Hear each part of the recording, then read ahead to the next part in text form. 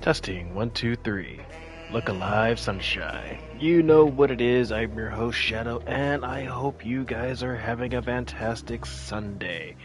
Or Monday, depending on where you guys are living in.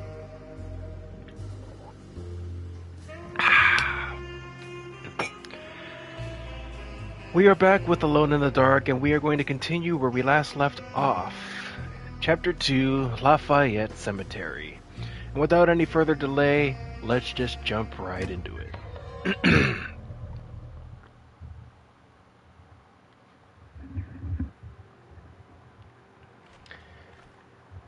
Let me adjust the curtains real quick.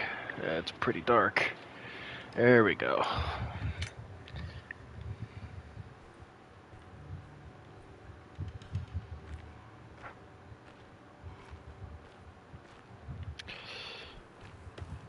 So, I wonder what kind of enemies we can expect to fight here.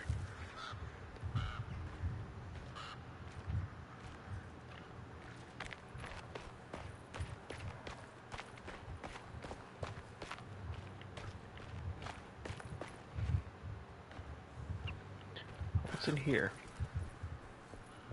The Hartwood's family crypt. Emily's family must have deeper roots in New Orleans than I thought. I figured she was a Yankee like me. Oops.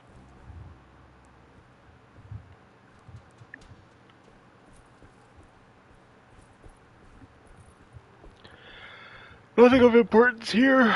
Alright, whatever.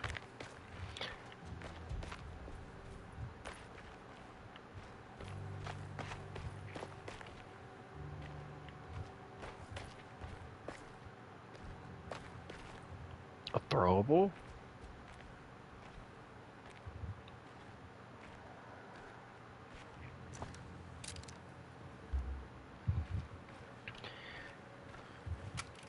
What? I'm only allowed 10 shots with the shotgun? Yeep! Nope!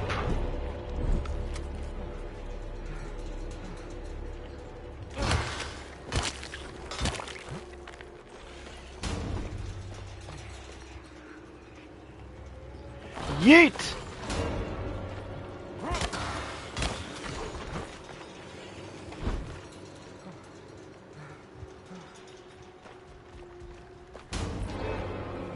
Yeet!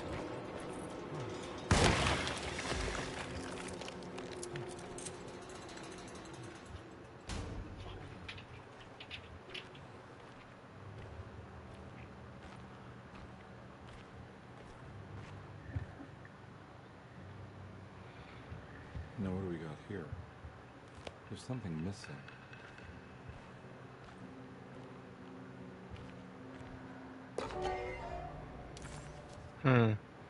A rustic plate adorned with lost allegory. What's this? Is it for this?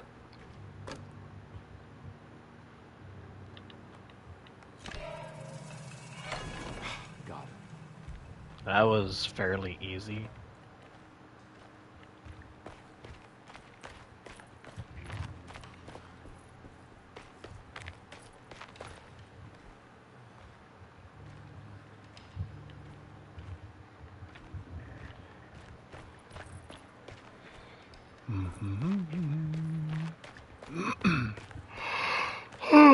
Excuse me. Ooh.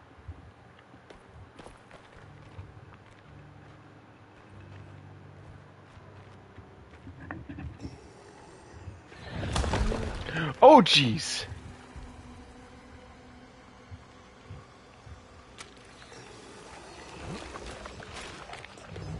Stop.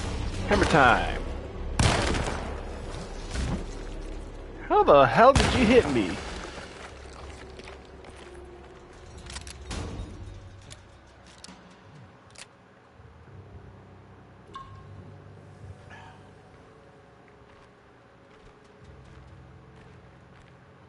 Cocktail Molotov.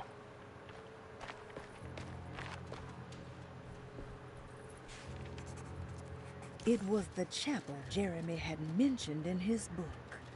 With a bit of luck, soon Combi would be able to catch up with the old man. Oops. It was the chapel Jeremy had mentioned in his book. With a bit of luck, soon Combi would be able to catch up with the old man. He just needed to find a way inside the chapel.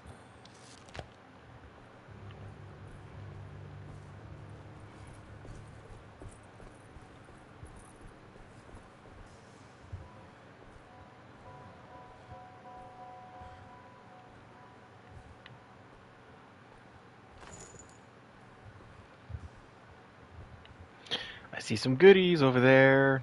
How do I get to it?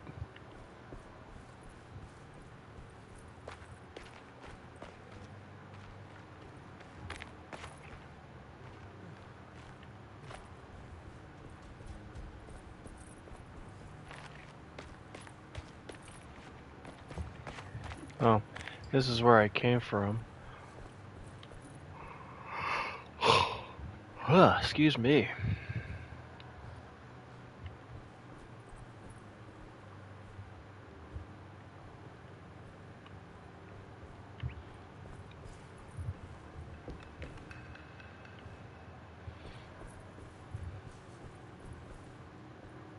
Jeremy sketched the chapel in the book, so it must be important. Looks like I'll need more medallions to open it. I don't think I have everything I need. Well, we have one of the three.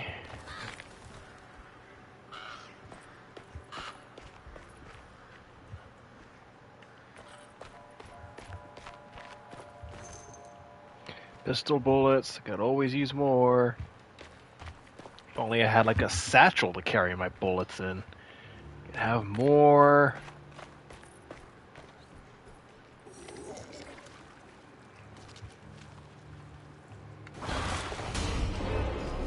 Oh, there's two! There's two! Much of bullshit.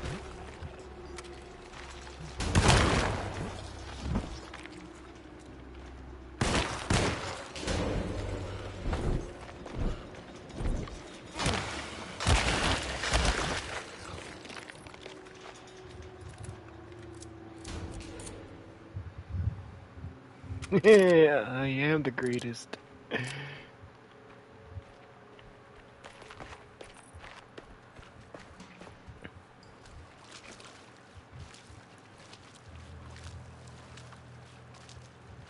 My controller vibrates when he walks in the water. I don't like that.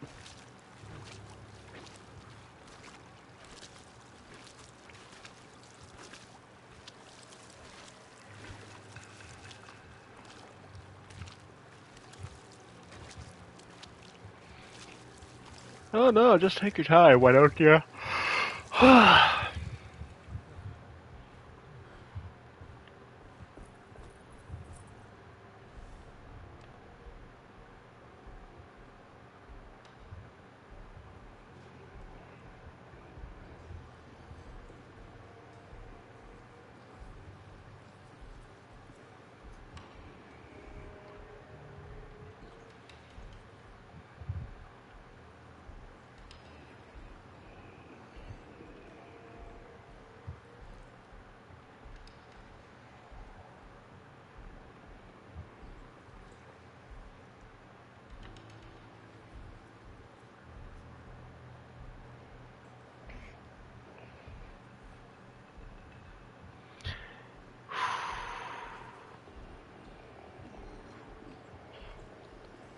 I need to be a sneaky sneak.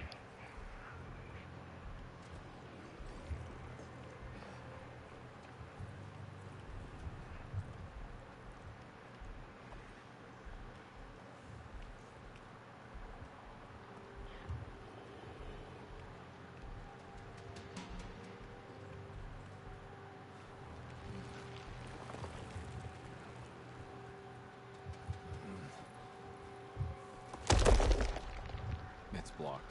Great. Well, game, how else are you planning on fucking me today?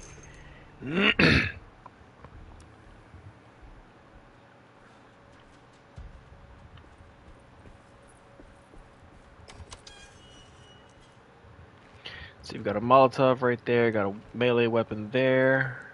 If I didn't know any better, I'd say some bullshit's coming this way.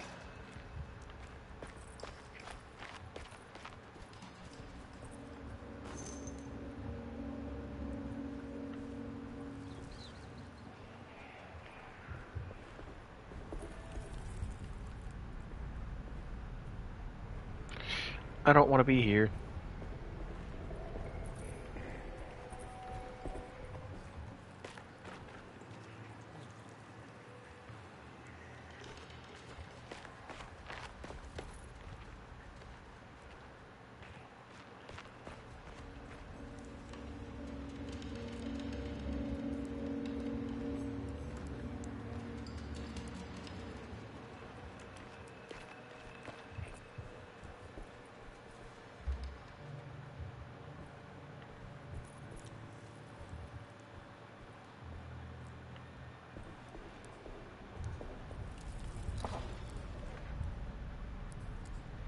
Empty.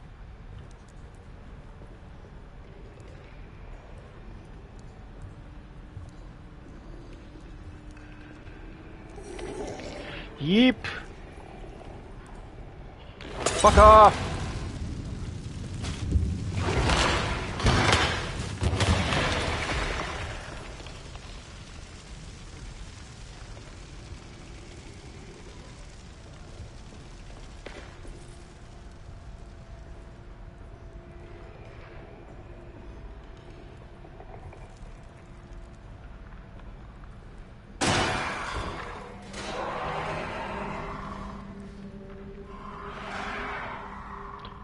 Just give me a hug. How about now? I'll roast you like I did your friend.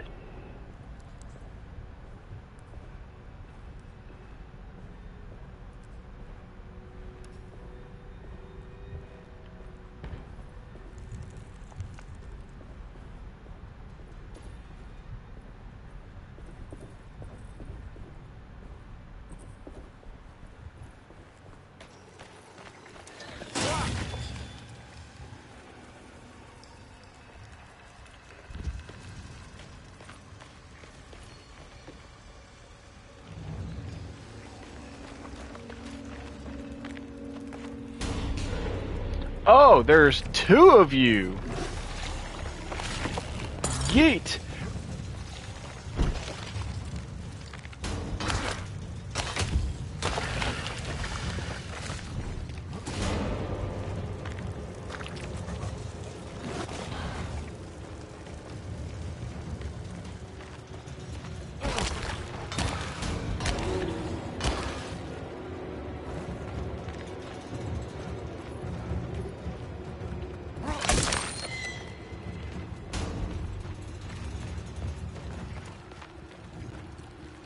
I'm about to dig your own. I'm about to dig you a grave.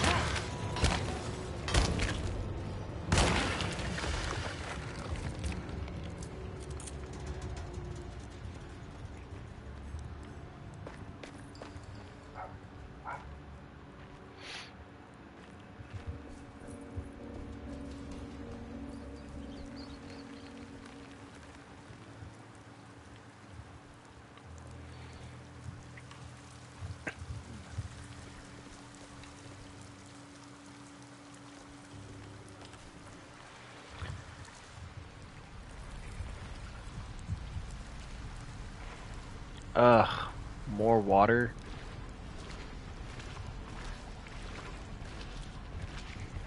Mm-hmm. I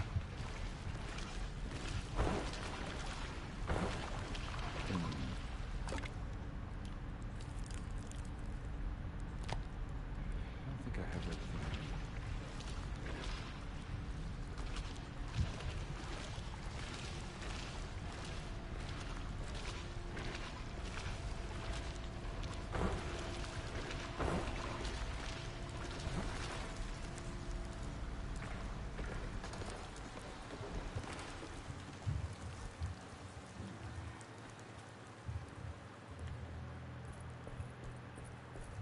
Did I miss something back here?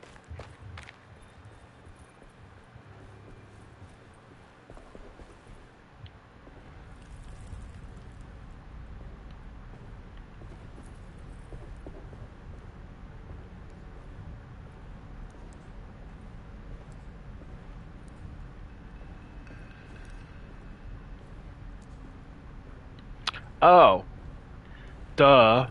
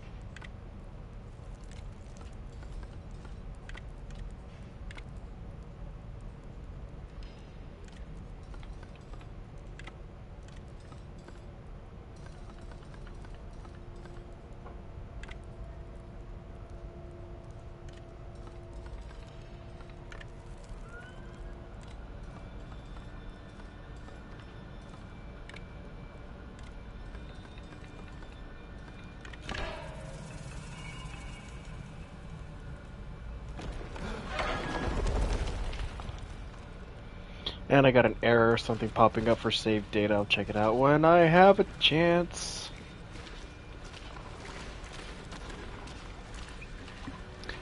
Oh god. This is like the catacombs under Paris or some shit? Jesus.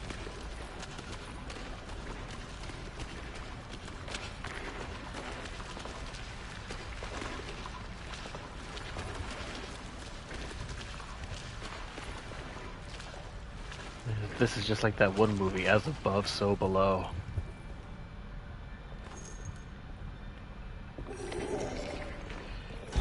Oh shit!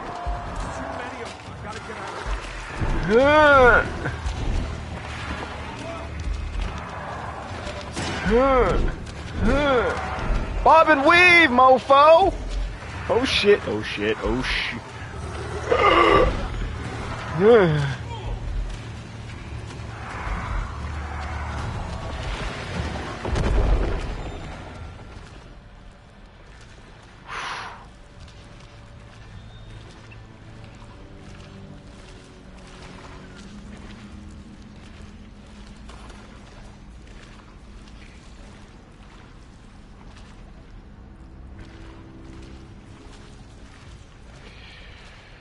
Oh, okay.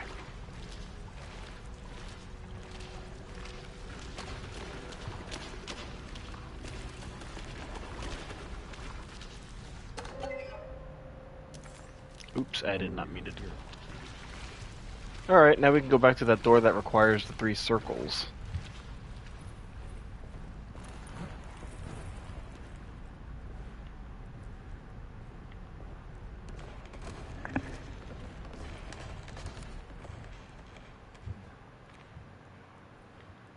Thank God that's over. Huh, that's what you think.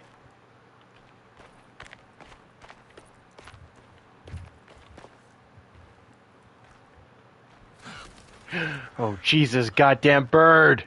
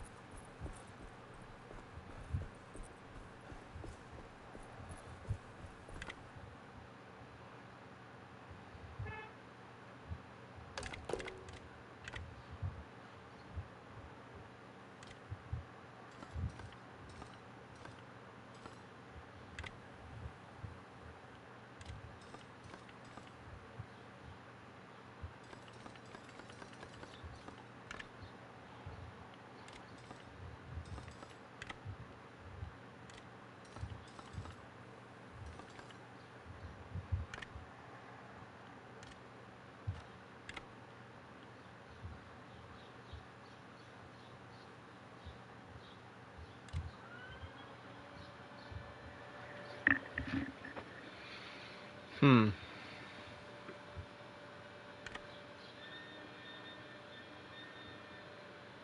That can't be right.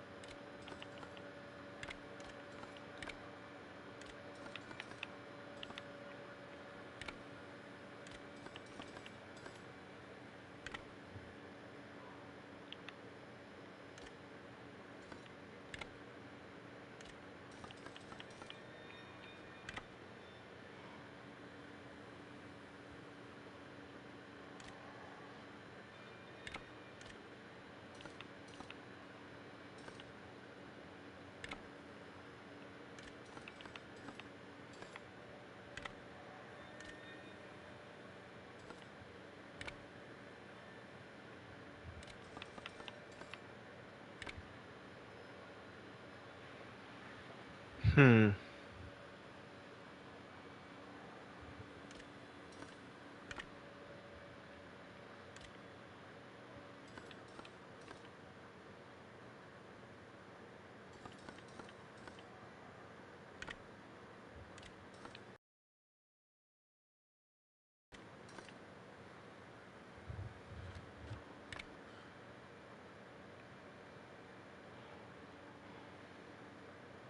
That can't be right.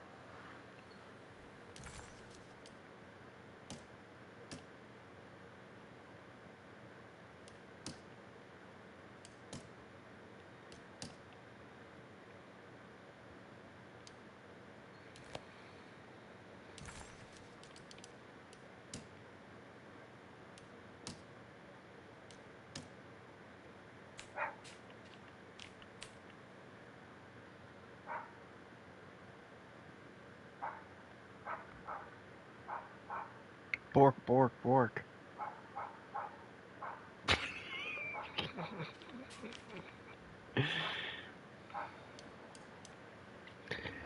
Okay. Um.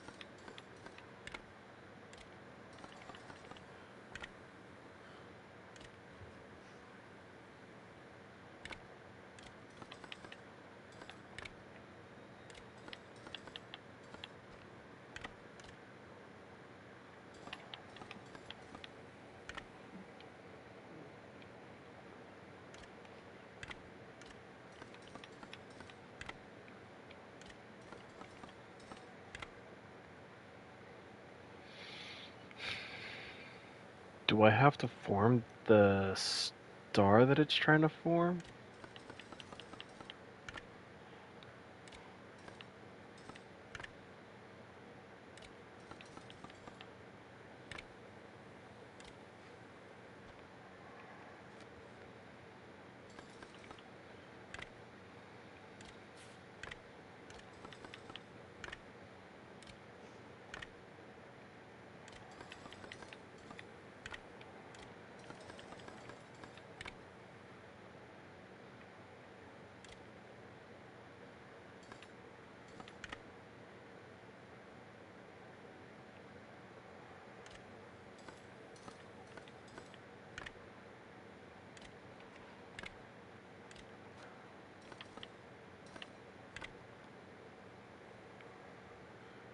That can't be right. Hmm.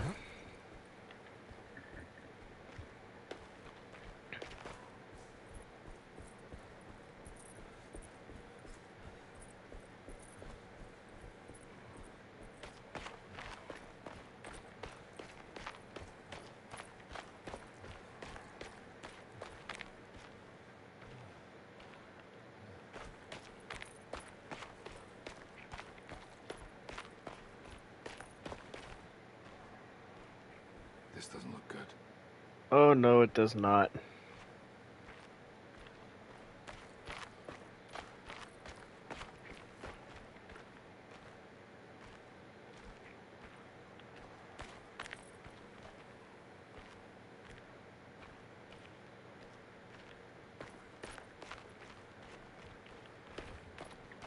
Maybe there was a hint inside that area that we were in with the cave?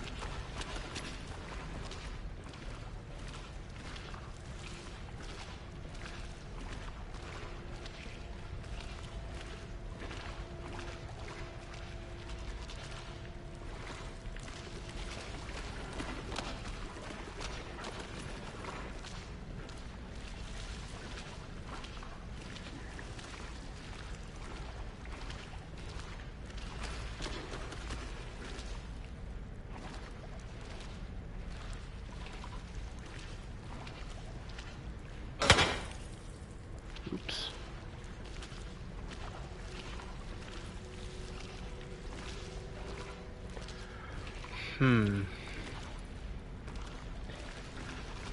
Doesn't seem to be much of a design on the wall.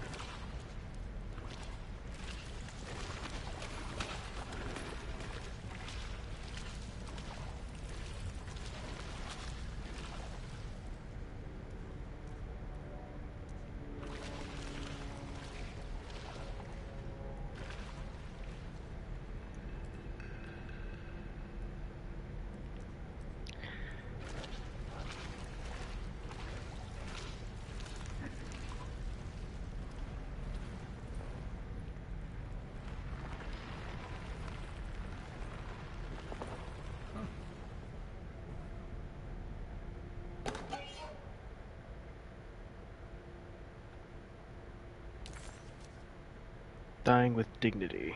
Huh.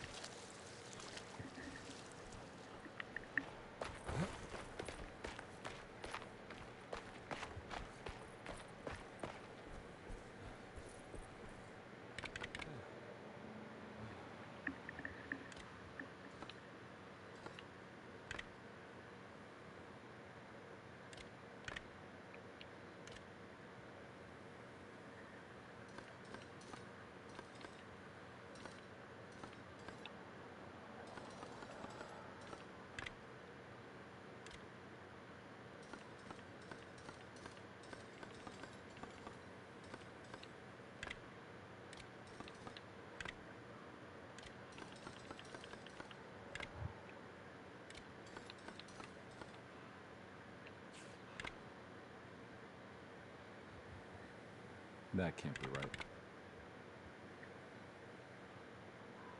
right. It always goes back to the original look, which means that's probably gonna have to be the way they go.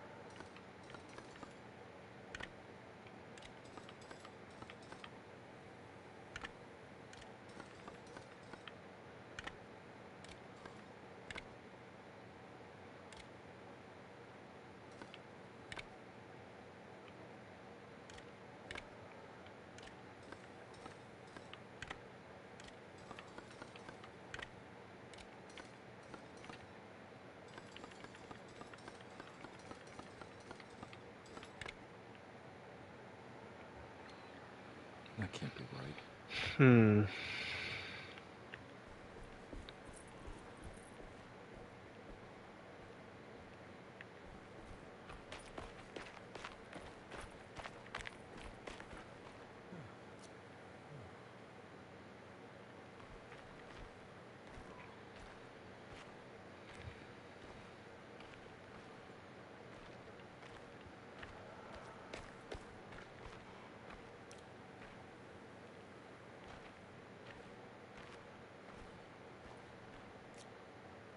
Surely there's got to be some type of symbol.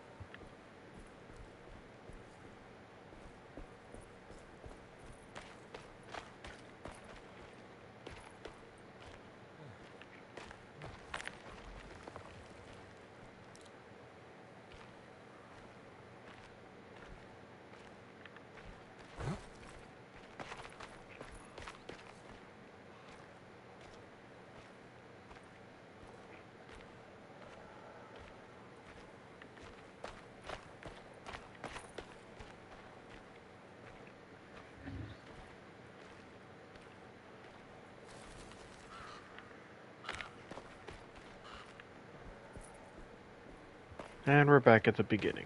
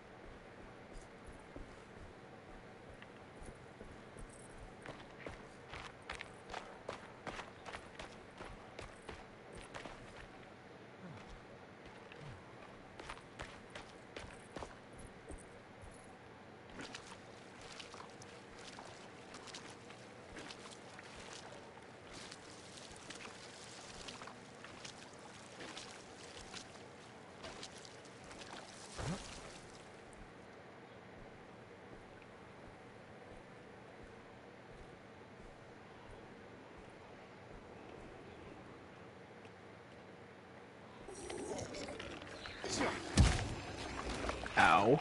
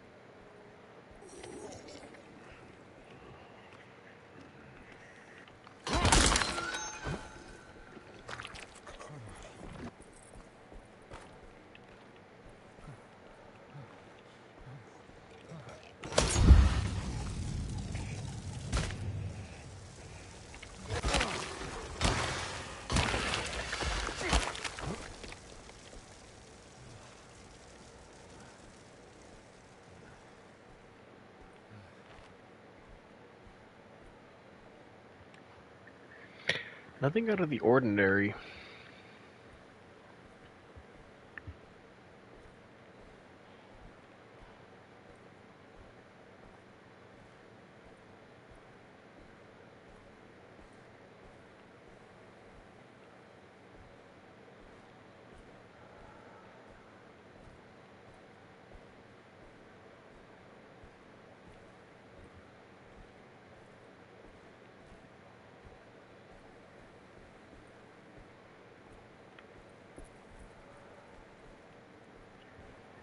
Damn it, I can't even go back that way.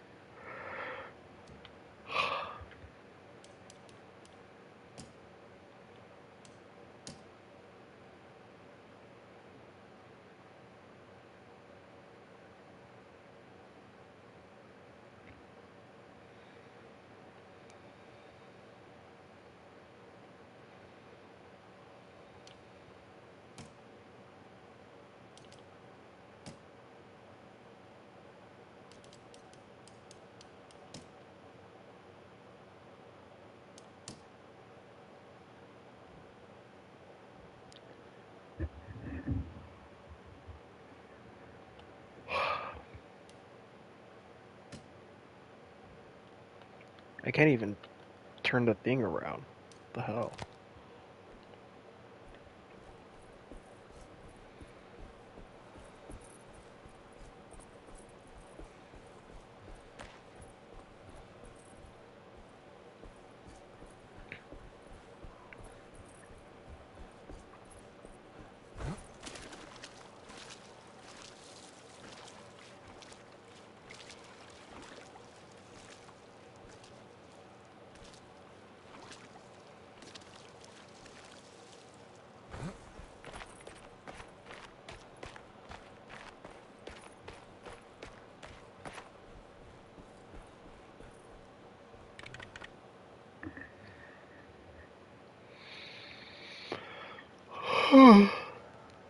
Ah.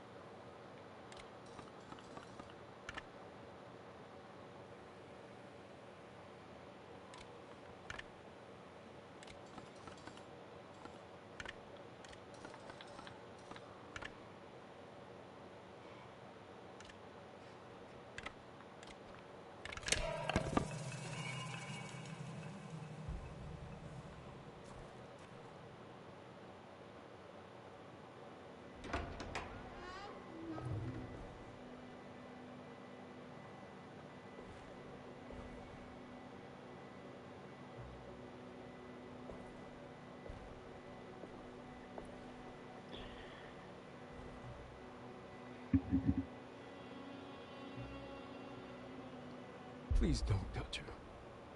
Jeremy. What are you doing here? Everyone's looking for you.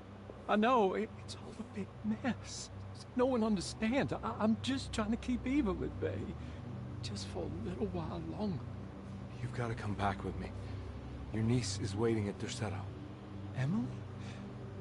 Why would you... My letter. Keep making it worse.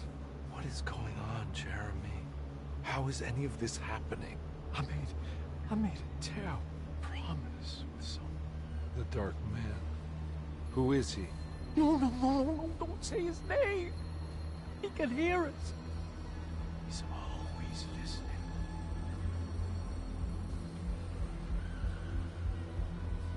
Jeremy, I need to understand what is going on. I promised him everything. When the sun rises, I will be chained in his sunken desert temple for an eternity. But at least the evil about to awaken in Derceto won't harm anyone outside of that cursed place. You're acting crazy, Jeremy. I want to help. There's nothing you can do. And what's all the business about Tarawea? Why did you want to go there? I can't go there. Not allowed. But you wanted to. Can I go? Tell me, will it help me to break your pact? Is there something there that would help? Why would you give me hope? That's so cruel. Okay. Sounds like we're onto something here. What should I... Look out! Behind you! Run! Don't let him take you! Fuck! Really, dude?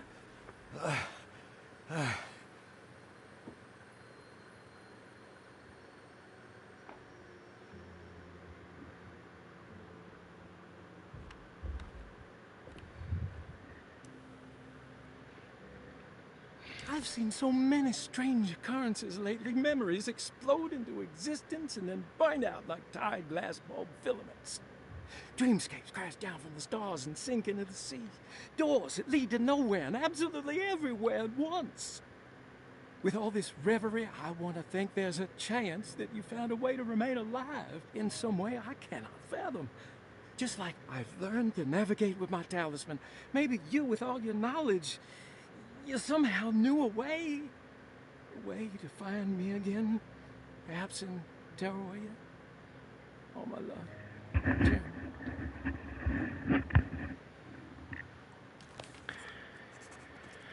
Okay. Luggage key. The steamer trunk in his room. She's dead. No matter how she died, she looks peaceful now. Perosi's body looked unharmed. Conby couldn't figure out how she died, or why this wasn't a bigger upset to the people at the Derceto.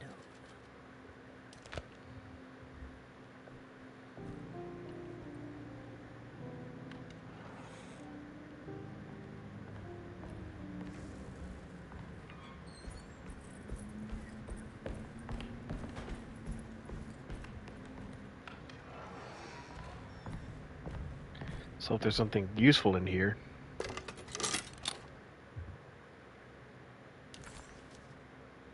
Barlow lens. Ah, for the telescope. Telescope lens. I would look that up. Jeremy had found a way to enter Tarawea, but he wasn't allowed to go. He knew deep down that it was impossible for him to cross that threshold. Instead, he hoped that Perosi would go in his place and burn his library to the ground so he could start again. But she never got the chance. Perosi had her own problems, her own demons, and she died suddenly one day without warning. Holding the telescope lens in his hands, Detective Conby suspected what it was. At least a part of the key to that paradise Jeremy so desperately wanted to see. Cure. Oops. Let's go back. Curious what he would find, he felt eager to put the lens to use. There we go.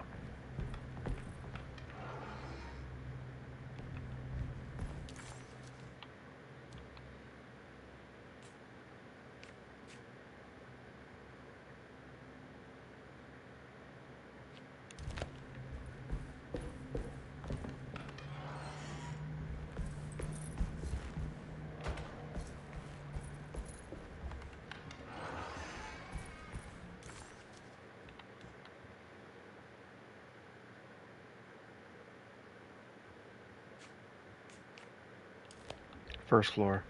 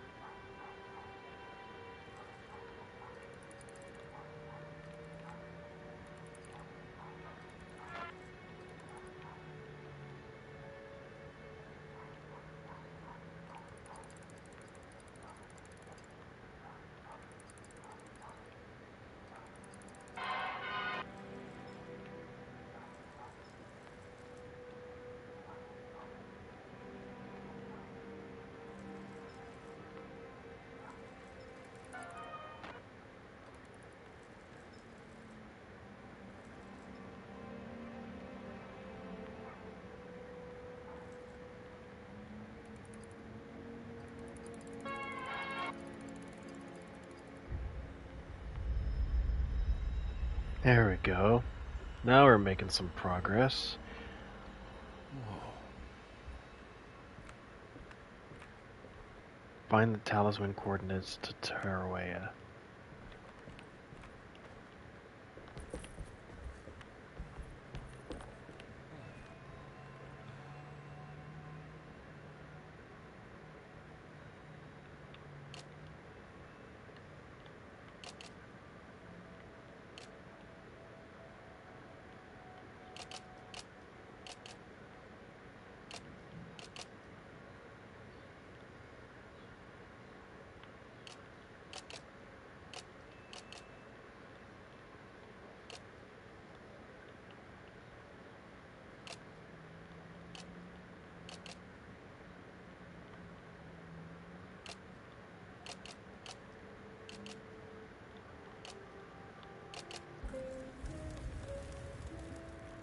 Nine 4-1? Whoa,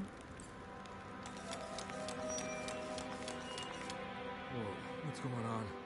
It's dialing in something all on its own and it's showing the way to another memory? Where is that? It looks like the Grand Hall.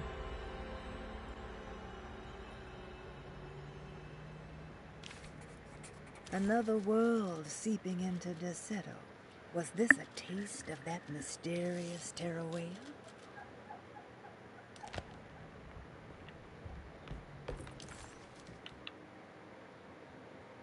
It might be the Grand Parlor.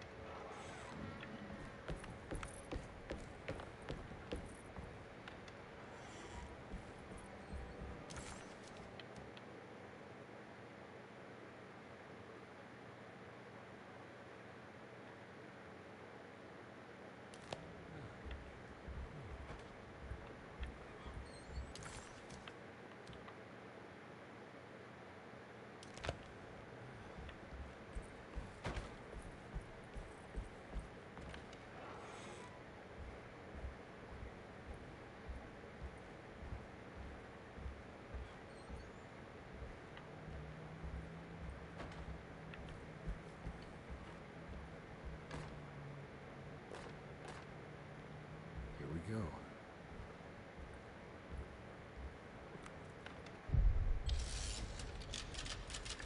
Finally, chapter 3.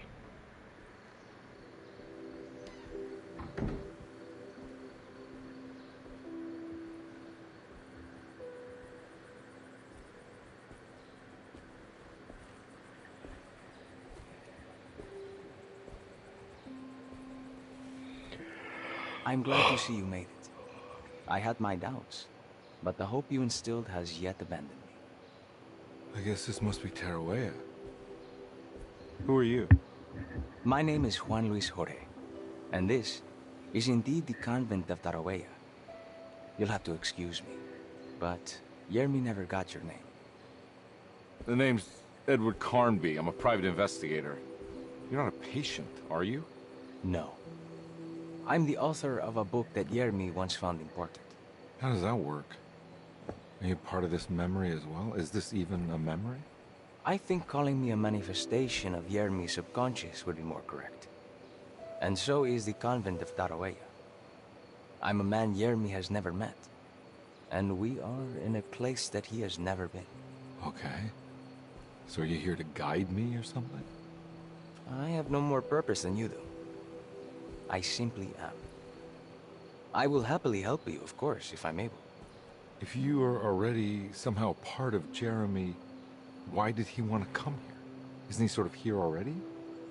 Yermi wanted to come here because it's a representation of his mind at peace. When Dr. Gray asks him to find his focus during his sessions, this far-flung convent is what Yermi imagines. He is under the impression that if he could physically come here, he would reach a perfect equanimity. A spiritual apotheosis. You don't think it would work? Yermi subconsciously knows it's just wishful thinking. He can't come here.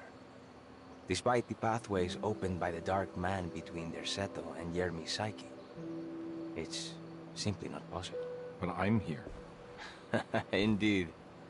It's a shame it's just another place for you, Detective. Otherwise, you could have become a Buddha. Always a bridesmaid, never a blushing bride. Am I right? Yes, I suppose so. You'll have to chase enlightenment elsewhere. So what's the next best thing? What can I do here? You should seek out the convent library and try to find the truth about Yermi's relationship with the Dark Man. It's the sort of knowledge he represses and is unable to reflect on. Will it tell me how to break the pact? Perhaps. At least you'll have something to confront Yermi with. Wait, why can't you just tell me? I don't know such things. You'd be better off consulting the text of Dr. Freud if you want such answers. No thanks, I hate shrinks. There is another thing you should know about the library. He is here as well. The Dark Man has been working his way through the text for a long, long time. He's here? How am I supposed to get past him? Be careful, Detective. Oh, jeez, just perfect.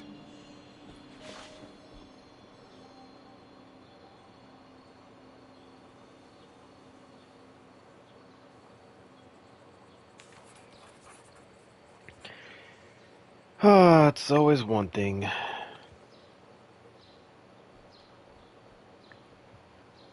You have any advice on how to deal with the Dark Man? I suppose suppression could work. Try not to pay him any attention.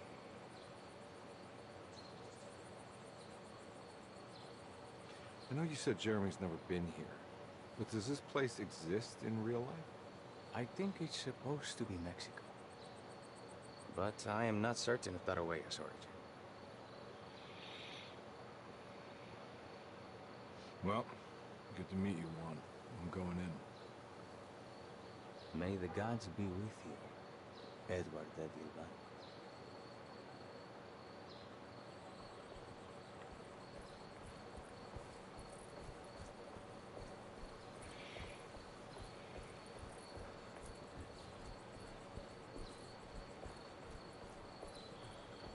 Hmm.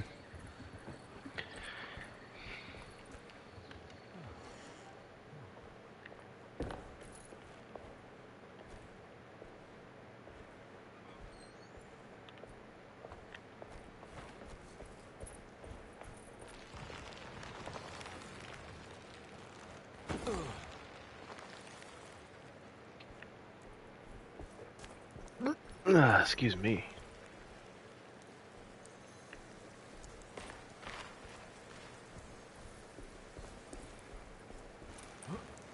Where am I going?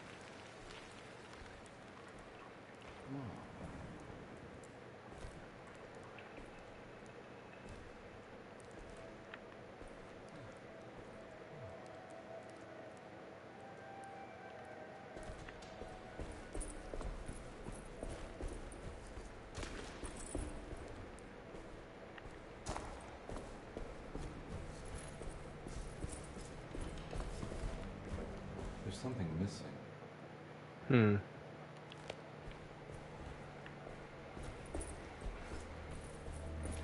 Wonder where it's at.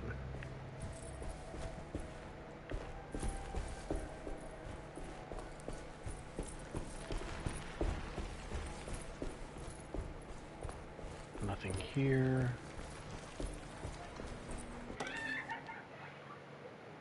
A clue. Great library was endless, beautiful, and terrible. An Akashic record for the universe inside the mind of Jeremy Hotwood. Now corrupted by a story forced upon him, told by a maniacal liar. An evil conjured by science and secrecy. I will suspend a room and lock away the foundation of his character. Its key will be left to the librarian, the only thing invisible to the Prowler. Prowler? Not gonna like that, am I?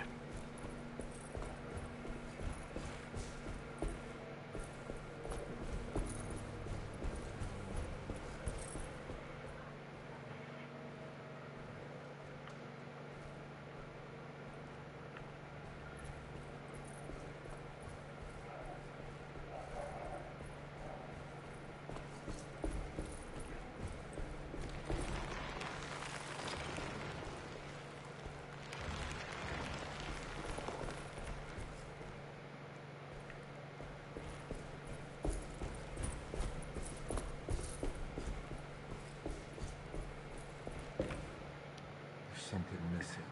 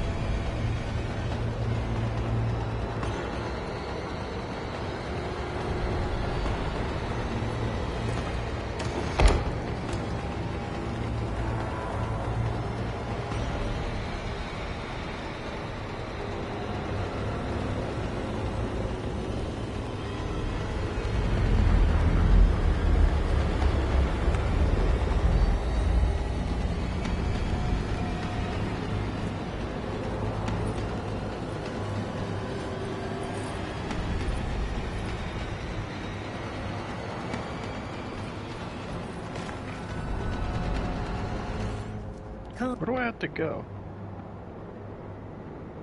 Conby felt confused by the pleasant nature of Terrawea. It was somehow uncomfortable to him. Juan, the sweater-wearing Buddha, wasn't helping either. According to Conby, people just weren't meant to be this nice and genuine. Best to hurry off to the library, he thought, and see if he could find information about Jeremy's relationship with the dog man.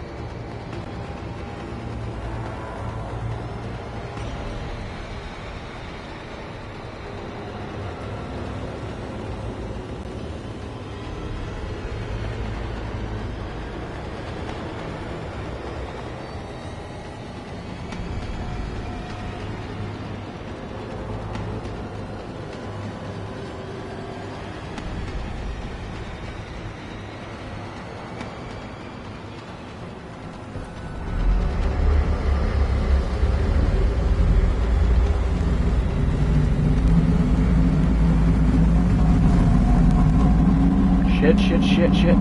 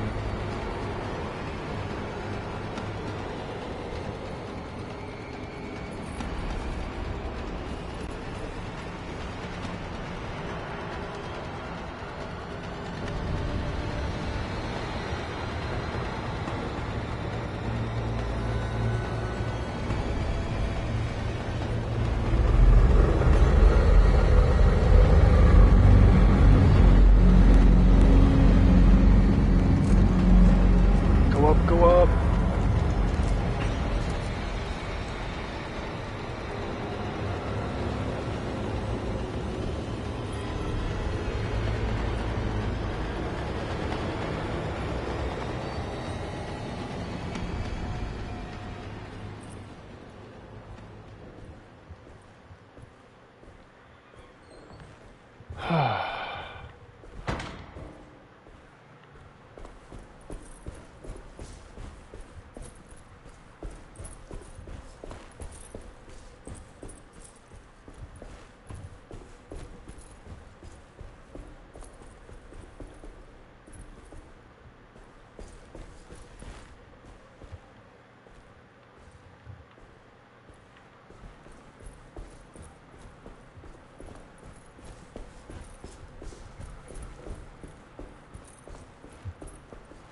Alright, so what am I looking for exactly? Guess that answers my question.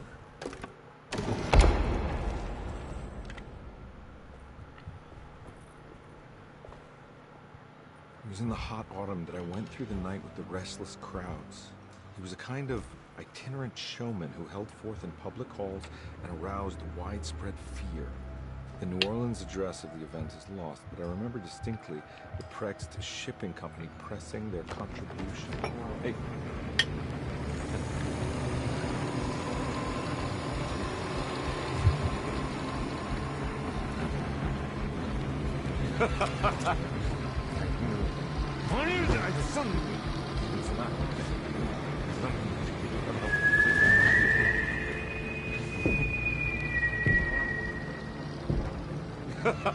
Detective! What? What?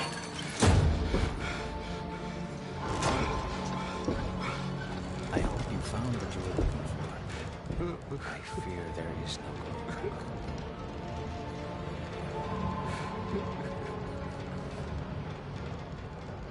I was so close. There must be something I can work with. Come on, Garnby, think. Think! The shipping company. Prext. Right. Good luck, detective.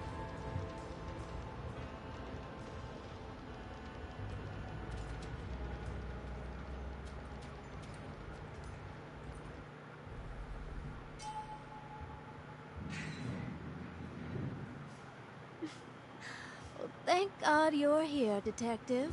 Sitting all alone in a place like this. I'd never live it down if the papers got wind of it. Hey. Ruth, right? Oh, don't pretend you don't know. I'm sure you have a whole file on me by now, Detective. I suppose we weren't formally introduced. I'm Ruth Talon. Miss Ruth Talon, in case you're wondering. Edward Carnby.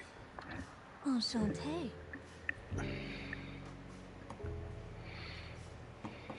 You sure? I had too many already.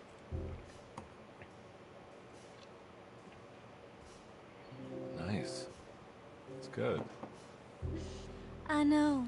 I have great taste, Detective.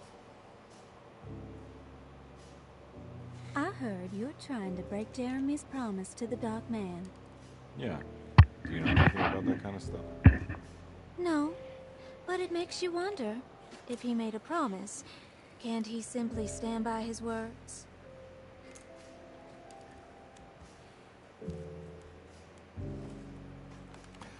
Look, I'm just trying to get Jeremy out of a bad deal, so he'll come back with us to New Orleans. Well, if all fails. What are you doing? It's a sign of submission to the Dark Man. I saw it in a dream once. What?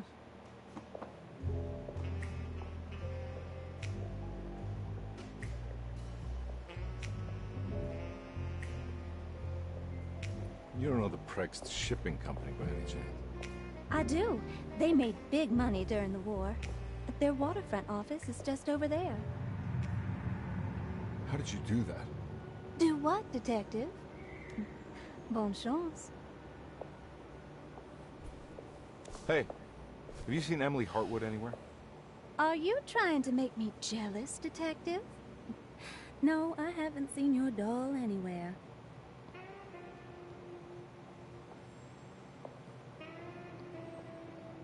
Mama warned me about women like you. I was hoping she was right.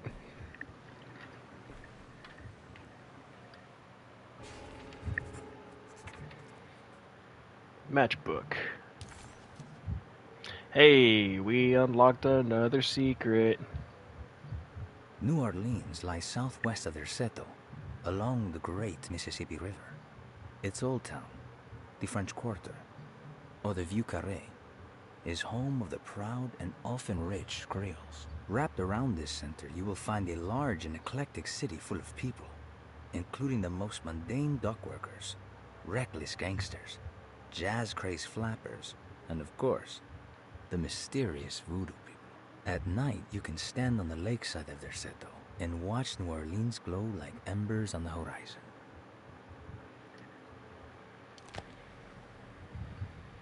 Prext Shipping Company.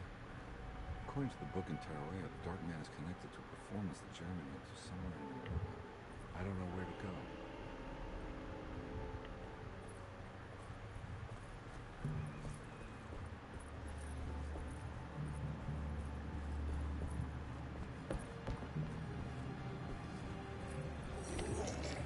Oh, you're back for a whooping. Hey!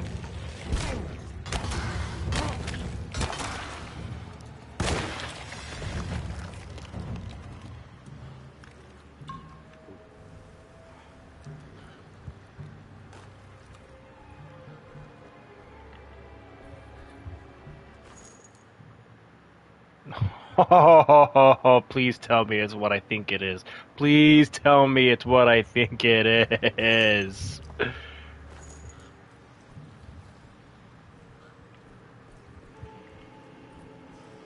There's only one machine gun type from this era that I would know where it's from. Please tell me it's what I'm thinking.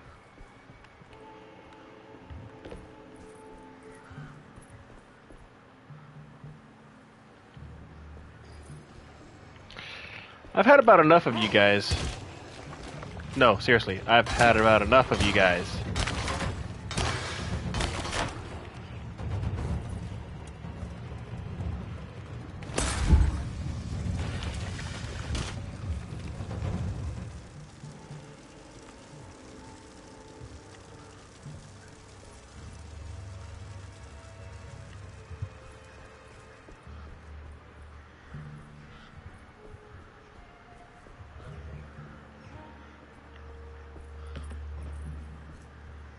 I don't want to go that way just yet.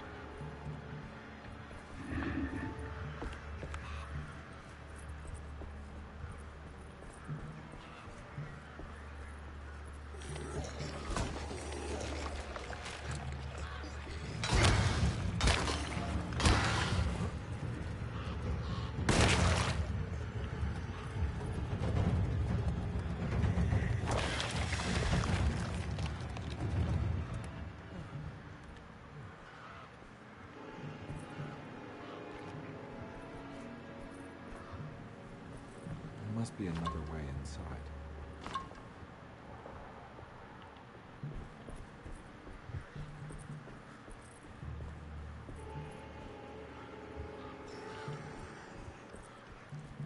My weapon broke.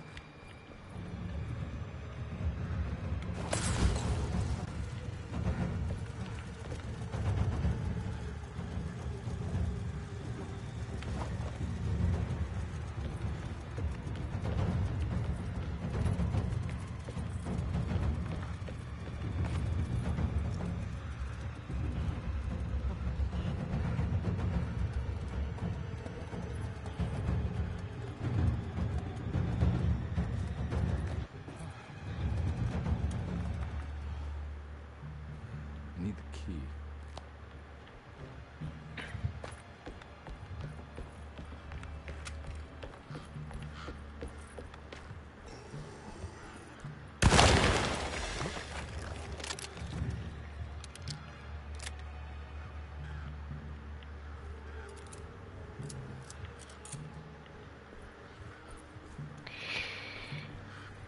Well then, hey, melee weapon. I will take.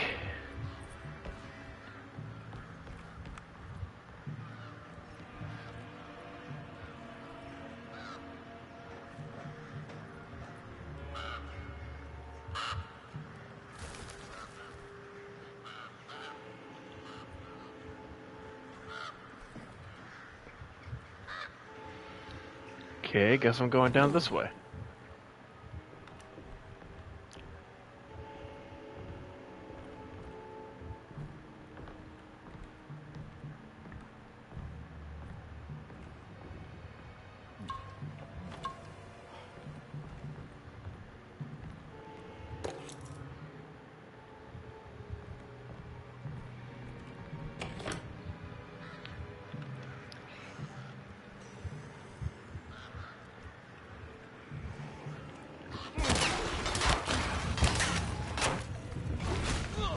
Ouch!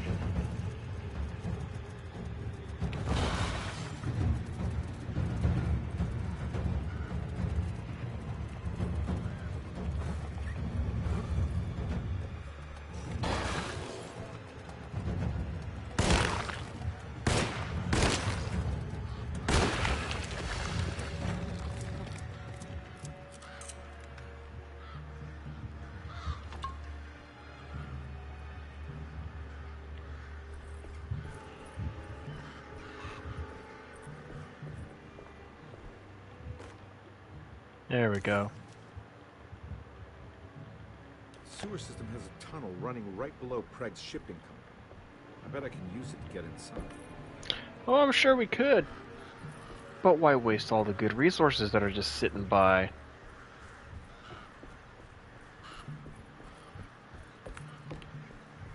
It's locked from the other side. Of course, that's typical. Okay, so we go back to the area with the key.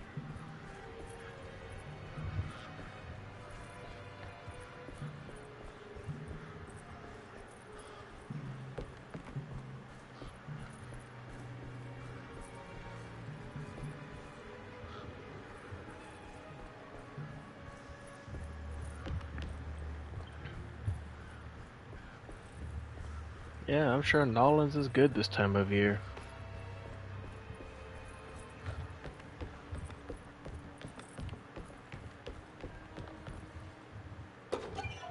Ayy. Typewriter ribbon. Be very, very quiet. I'm typing with ribbons.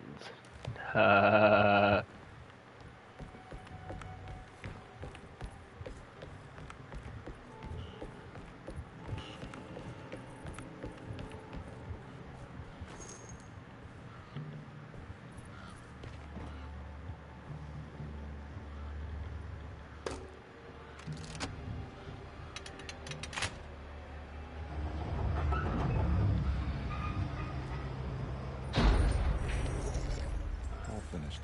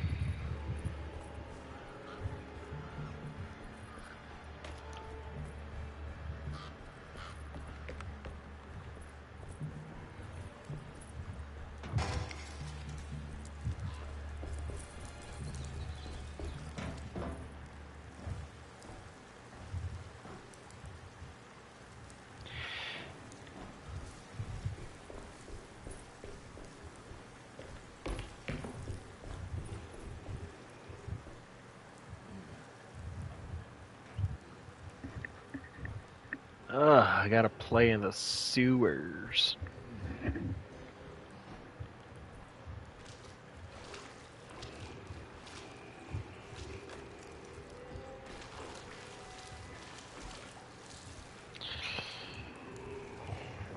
Stop. Hammer time.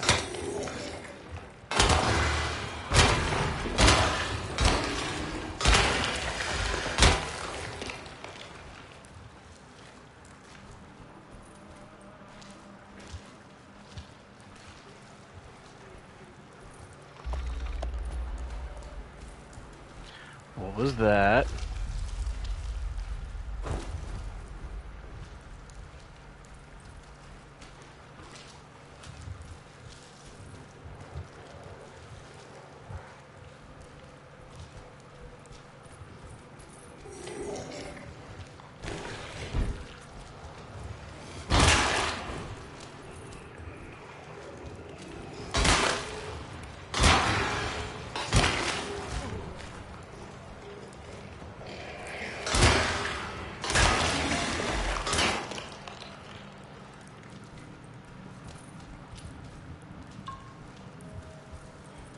Yay for alcoholism.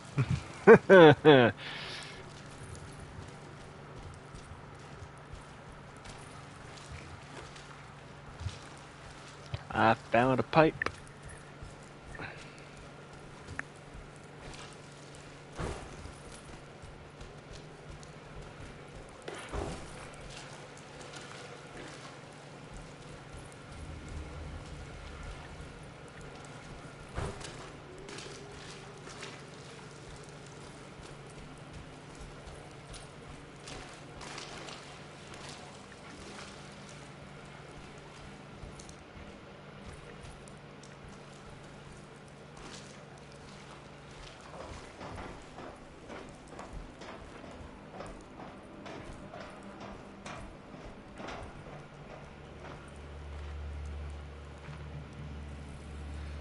Alright. Made it inside the warehouse. The office must be upstairs. The office must be upstairs, but the bullshit is down here with us.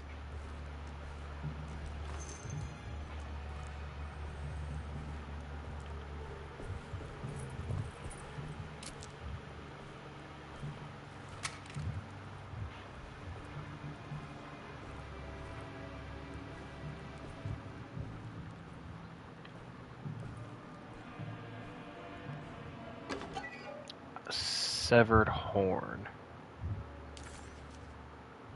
1,000 young.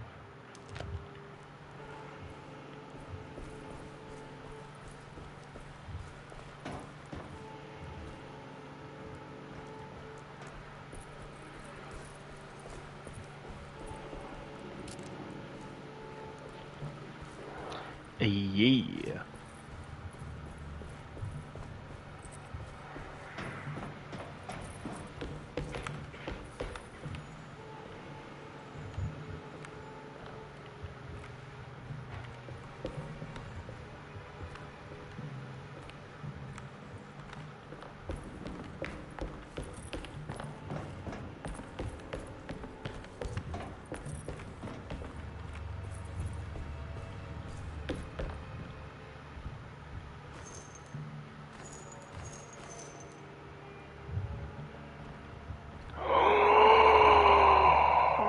It is!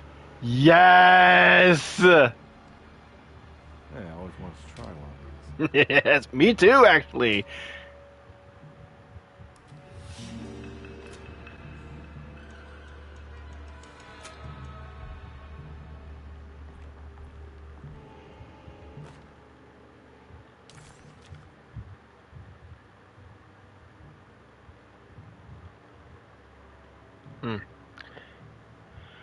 No voice recording for this one? All his things. Our ship was raided while in dock. All of his things were recovered, but blood was shed.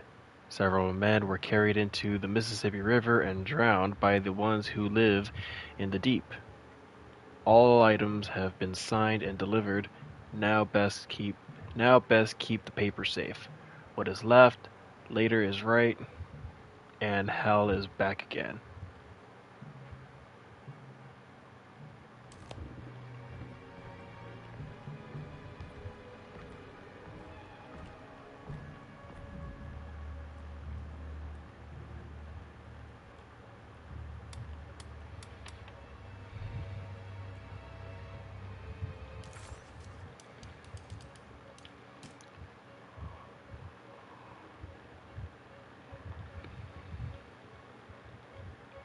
Why are the words what, later, and hell highlighted?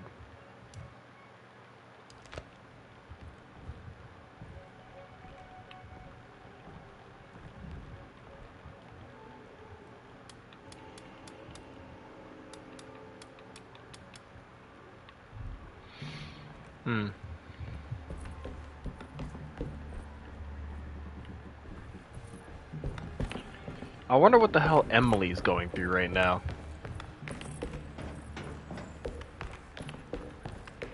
Maybe that's a live stream we can do whenever I get the chance.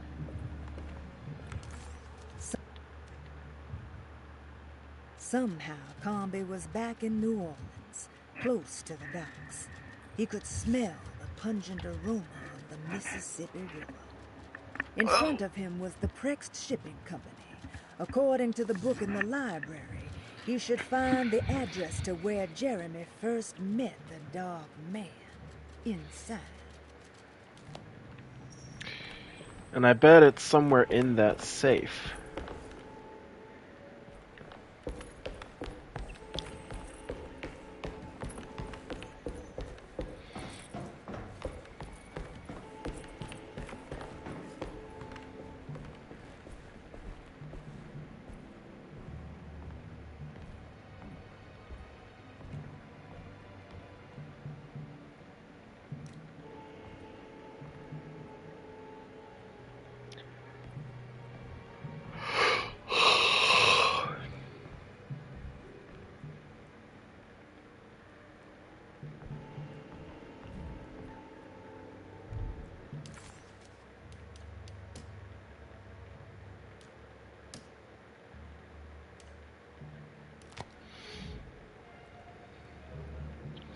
Let me see, that's 1, 2, 3, 4, 5, 6, 7, 8, 9, 10, 11, 12.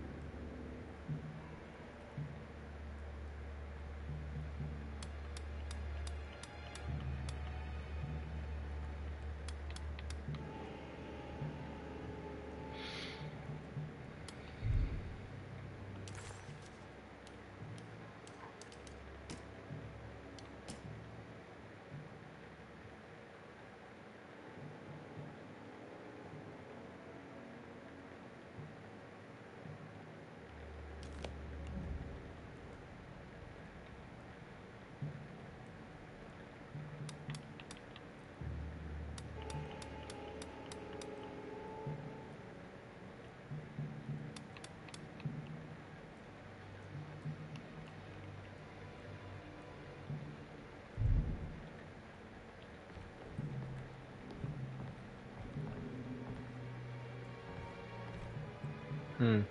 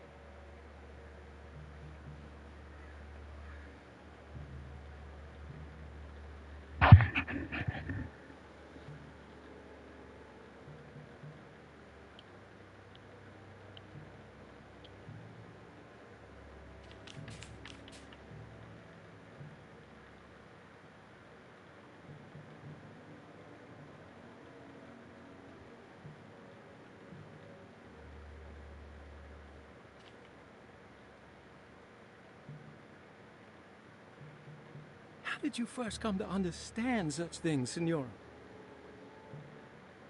Hmm.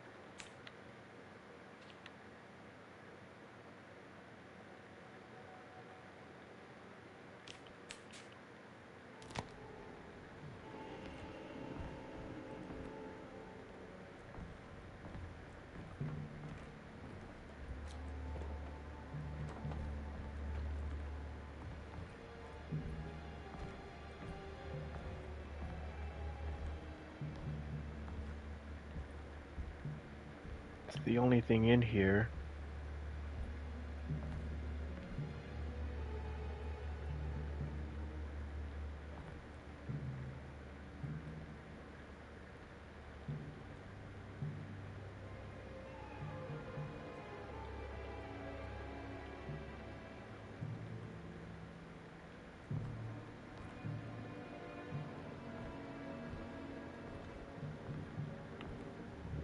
Hmm.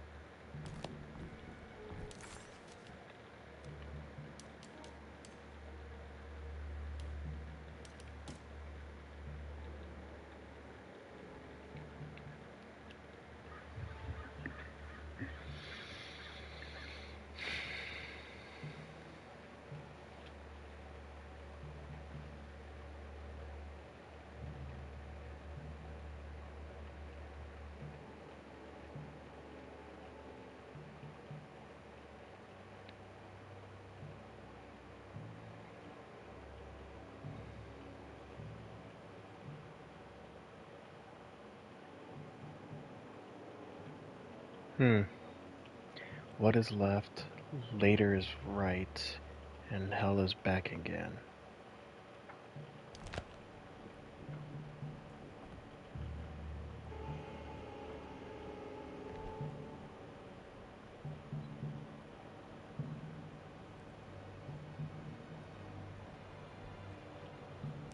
McDonough District.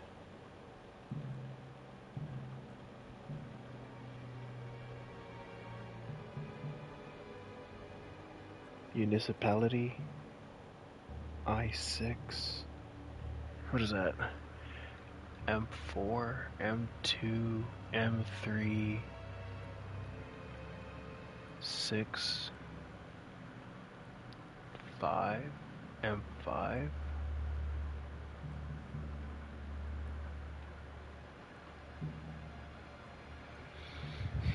Something about the map.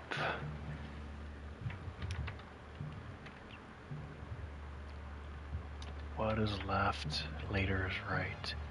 Hell is back again.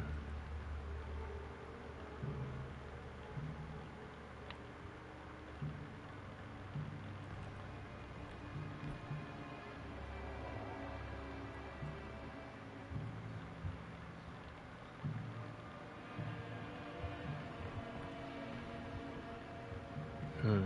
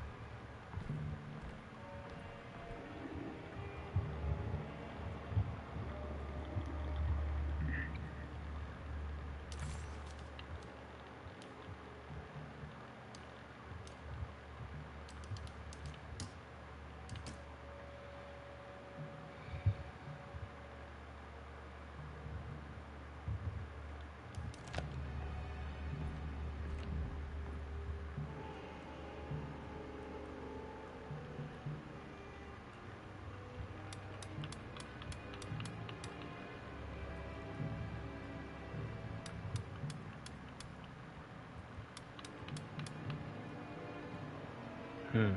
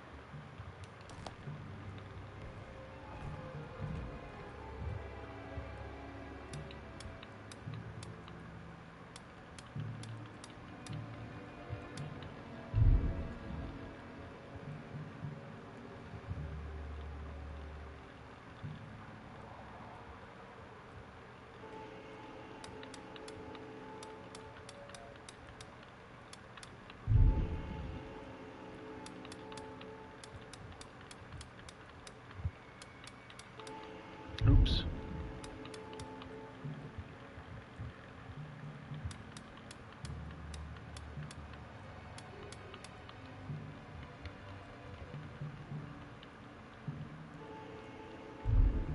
Hmm.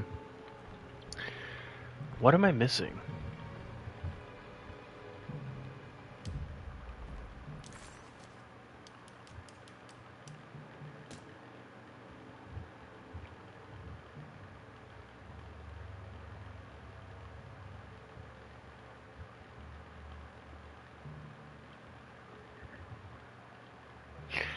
My first thought was that it was 454, the letters of each word representing the number.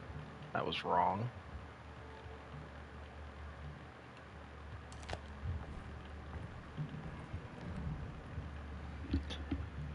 Then my thought went towards the number that it was being projected after we was looking through the telescope.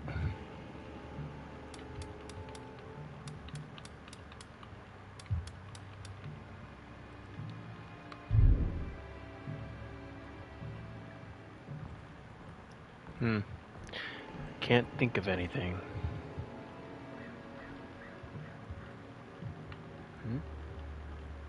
Nope. Just a glare. What am I missing? Something on the map?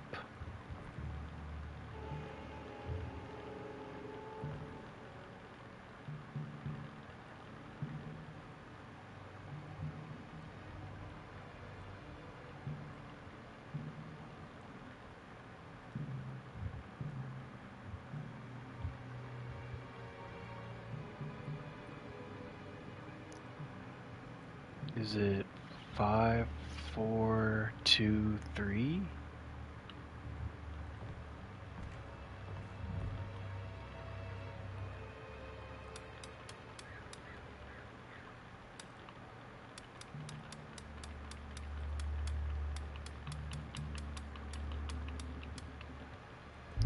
Nope.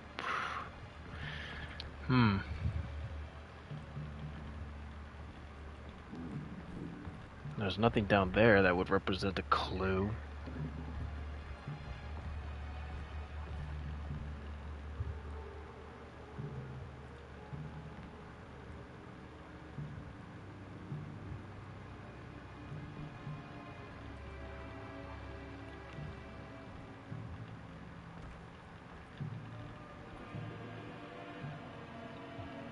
356.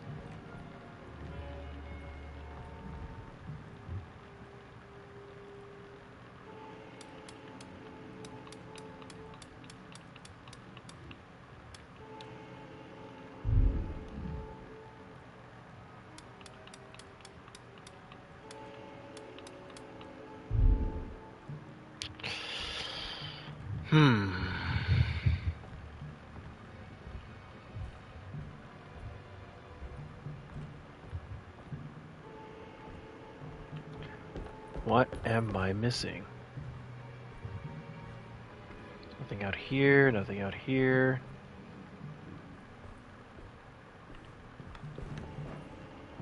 Something, no, nothing out here.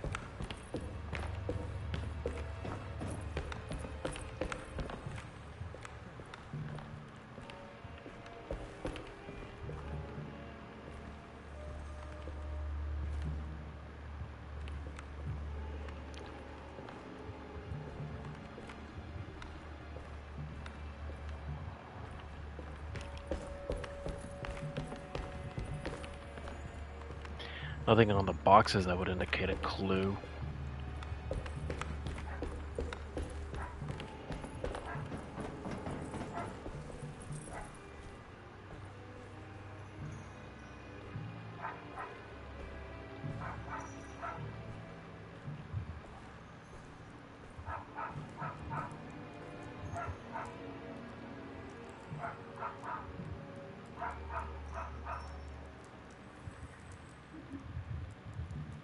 That's not a clue.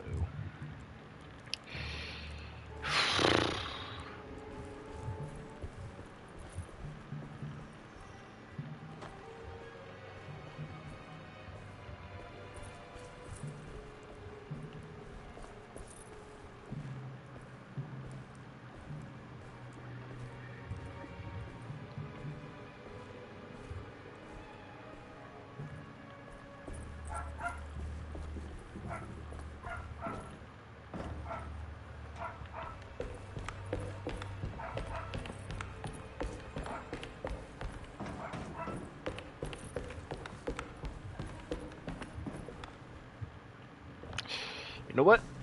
I'm gonna pause. I need to think.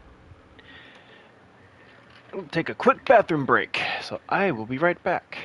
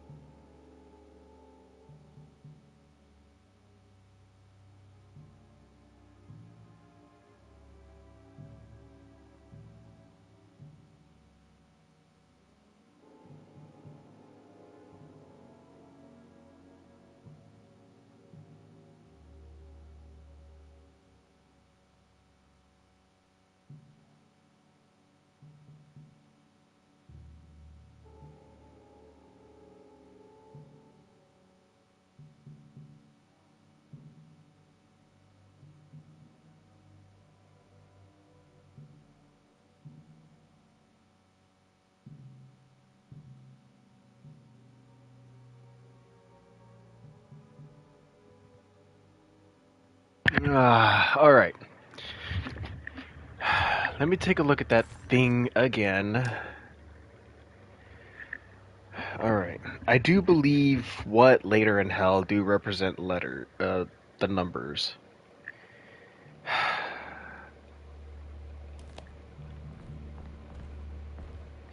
How it's entailed, I don't know.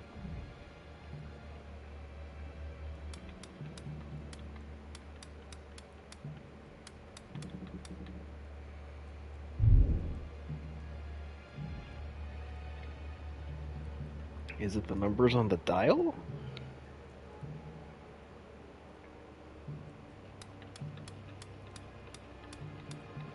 So what is left? Later is right. And then hell is back again? Really? Cargo Manifesto. September 19th, 1892.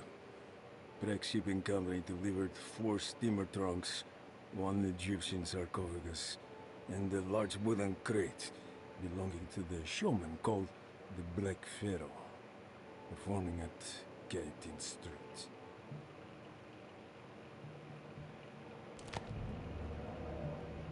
Here we go. The address where Jeremy first encountered the Dark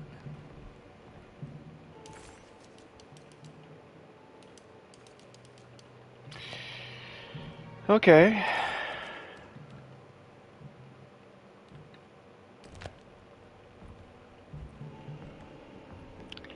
So, now what?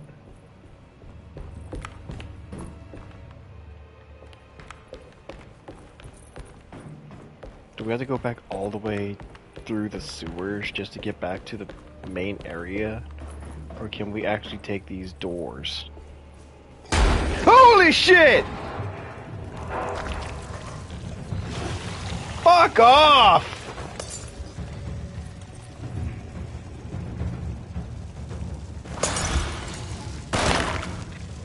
Say hello to my little friend!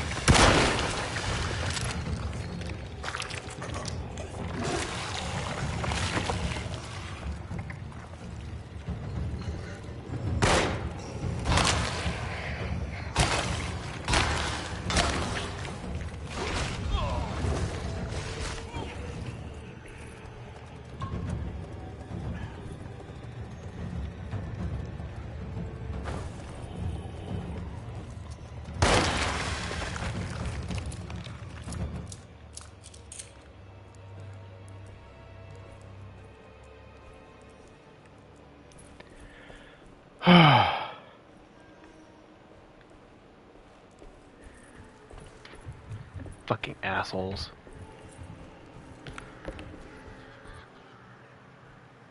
Looks like the fog cleared up.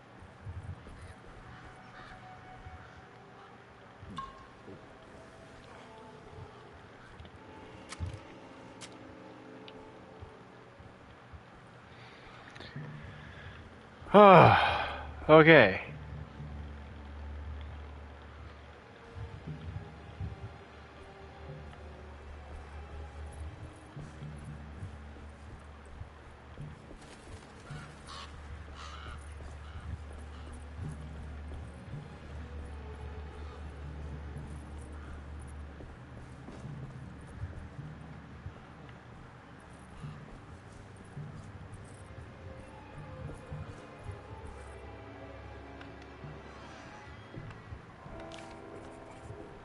The address of the event where Jeremy first met the Dark Man surprised Pompey.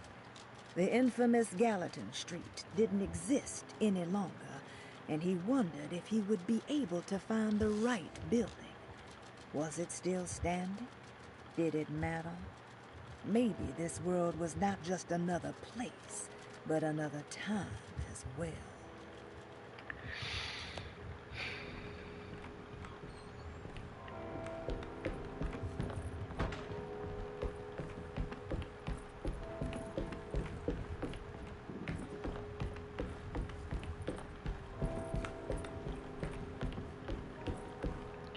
How high can you climb, I guess? Jeez.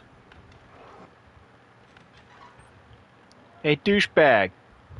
Get your ass up, we're getting out of here.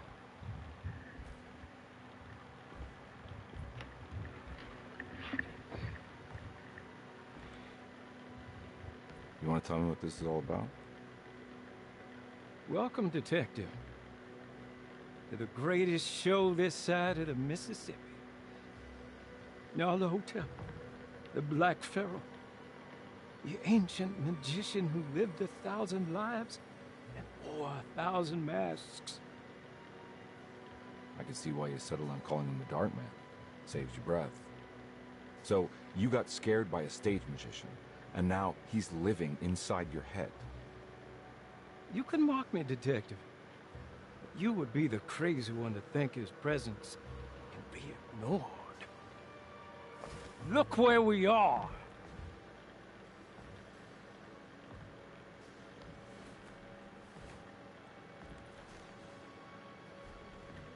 We didn't get to finish our last conversation, did we? You were about to tell me how to break the contract with the Darkman. No, can't. We're turning loose on the world. So many innocent will die. But there is a way to break out of the deal. There is. You offered me a way out. Steps to take. What are they? You'll never find them. They're forever entombed in his sunken desert temple. Jeremy, I'm not your enemy. Tell me where to go. How do I find the temple? No, we can't.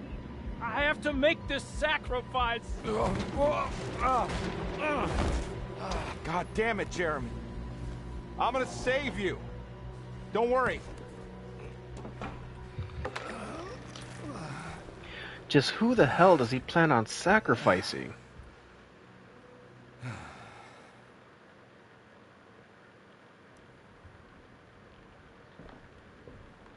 do you save someone who doesn't want to be saved? You don't. Well, he's gonna get saved no matter what. Just need to find the temple somehow.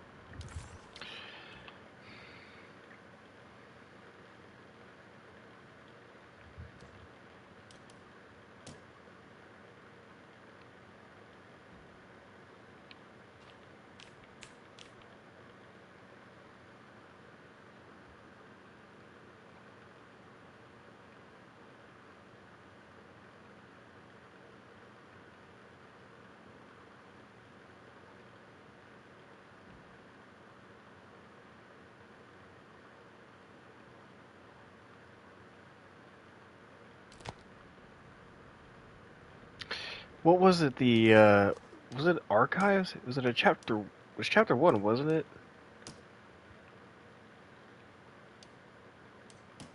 Was it chapter 2?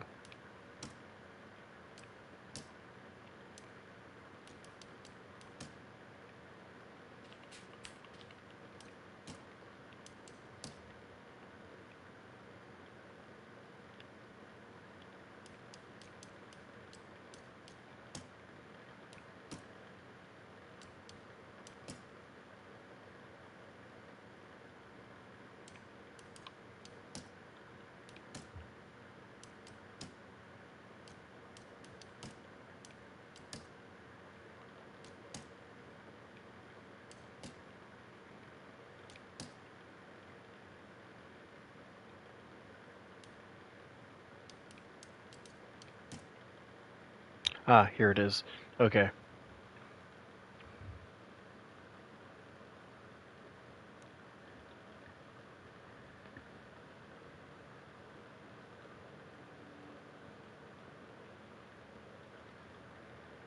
Ah, there it is.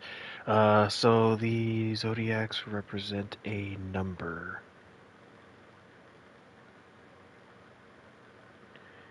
Gemini is 5. 1, 2, 3, 4, 5. Yes. So looking back at this, it'd be 5. God damn it. 5, 6, 7, 8.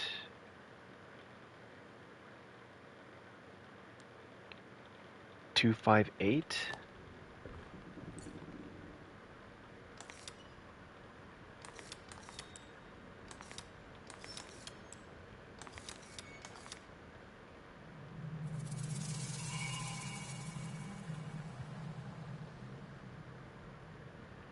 What is that?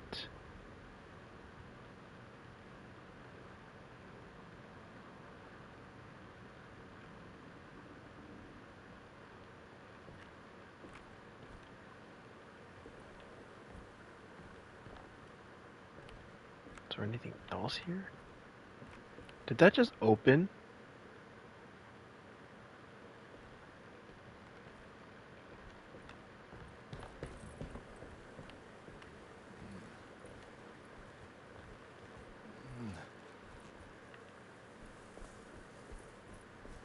I really shouldn't. I mean, I really shouldn't.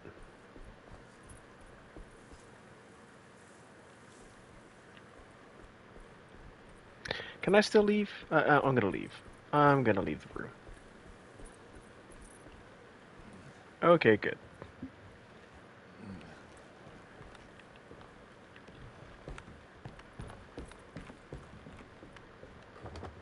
Can I go? Nope. Fuck you. You can't keep me in here.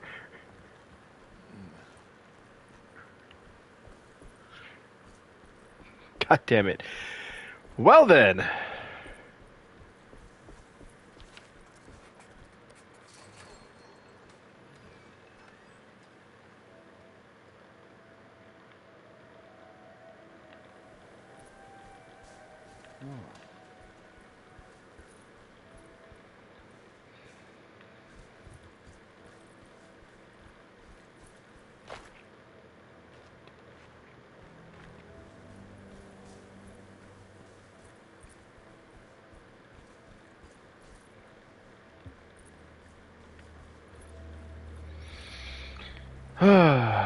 Wow, this game has a way of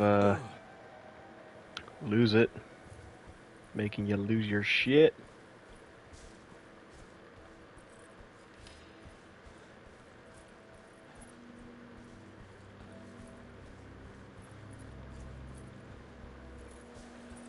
Sunken desert temple. I better get down there. That is a long drop, my dude. How are you gonna get there?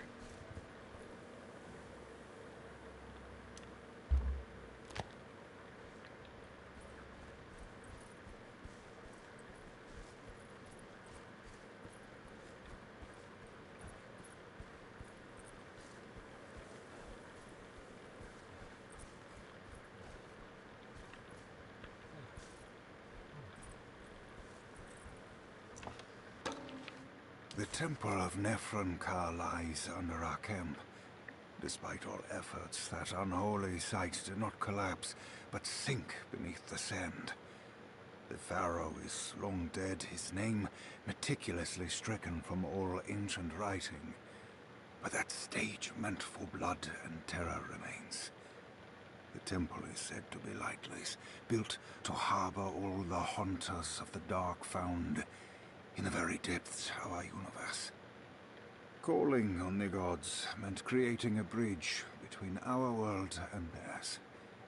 The terrible Aldebaran of Taurus, the Black Sun, was seen as the most important star in the night sky. Because, according to the Kitab al-Azif, it was said to be the home of that crawling chaos known as Nyarlathotep. Through ancient mechanisms, it was said that the priests could open shafts channeling the light emitted by that strange stone called the Shining Trapezohedron. Several streams pooled together above the statue of that dark man would then be sent through space towards the Black Sun. A message to the gods. The gifts bestowed on the sender are completely undocumented, but often assumed to involve dark blood pacts, where souls are traded for malicious miracles.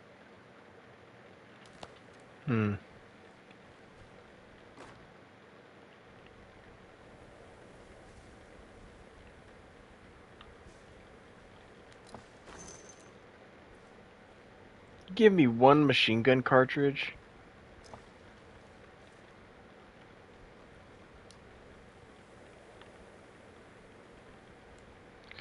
Like, what was that? One bullet?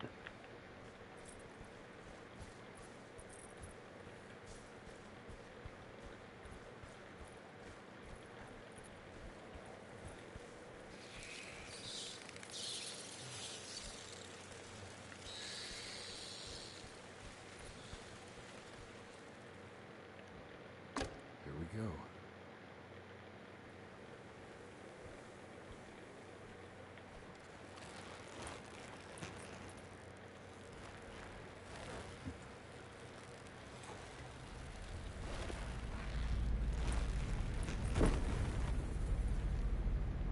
What?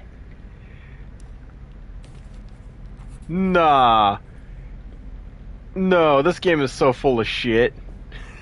I can't believe it freaking did that. Taurus. And one star's clearly bigger. Must be important.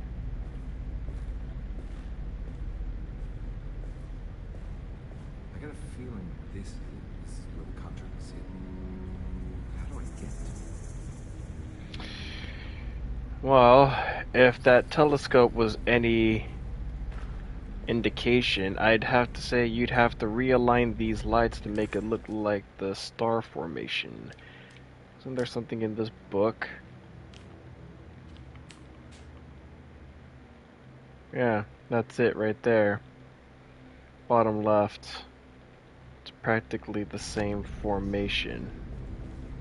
At least I think it is.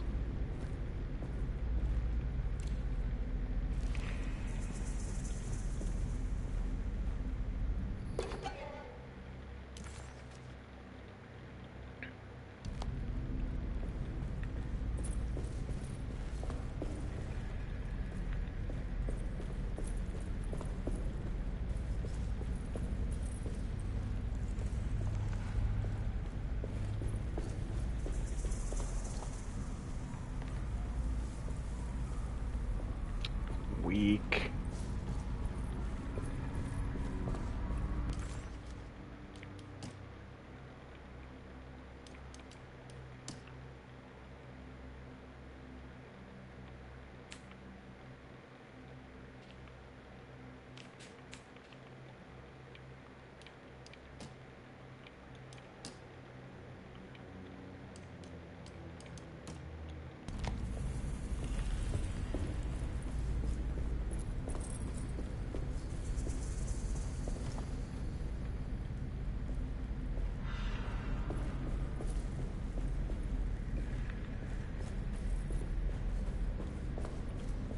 The Dark Man's temple was buried beneath the sand, a cursed and dark place.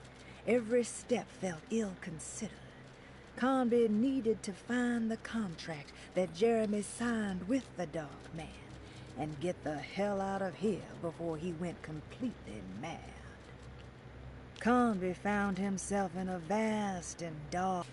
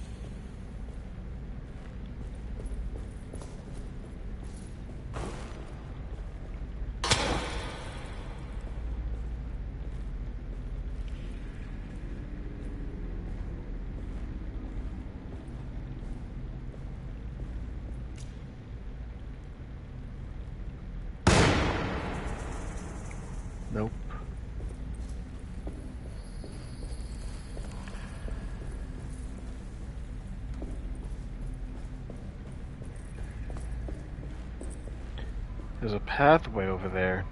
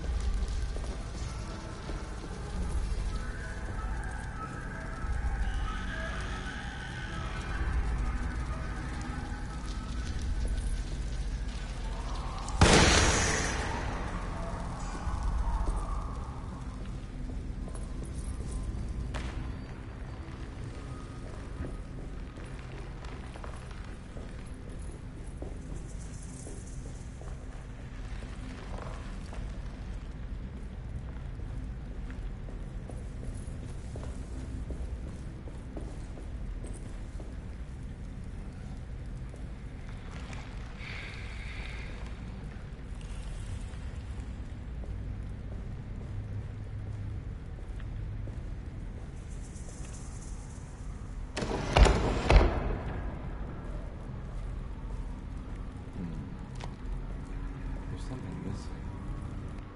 Yeah, this.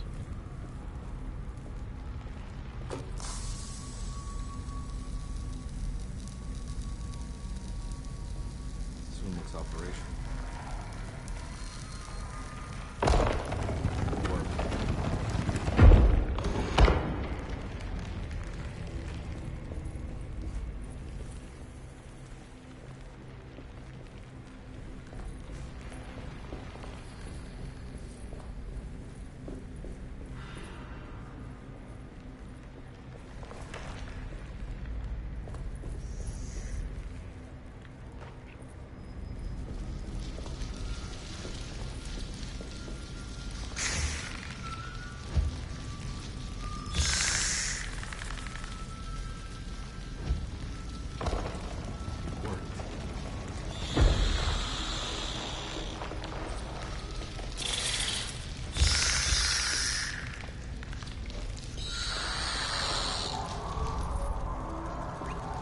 Scree.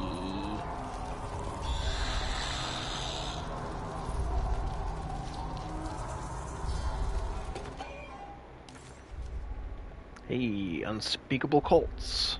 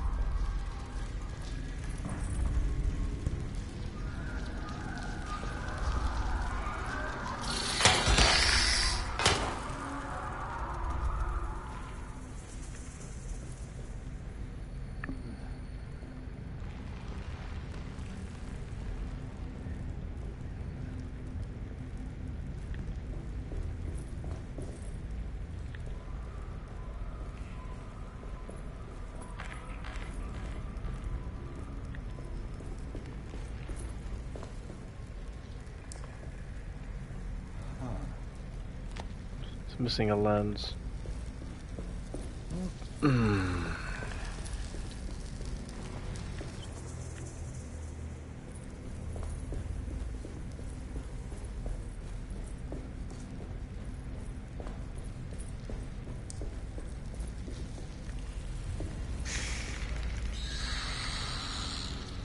This one's missing a lens too.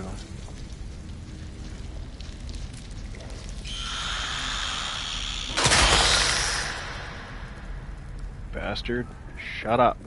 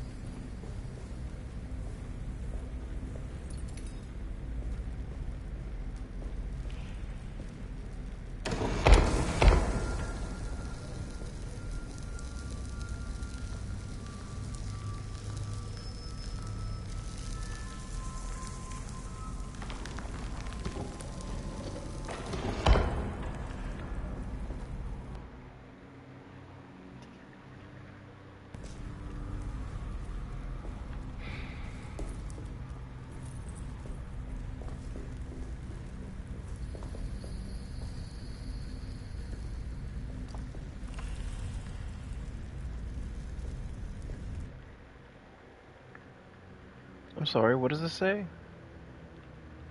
An ads?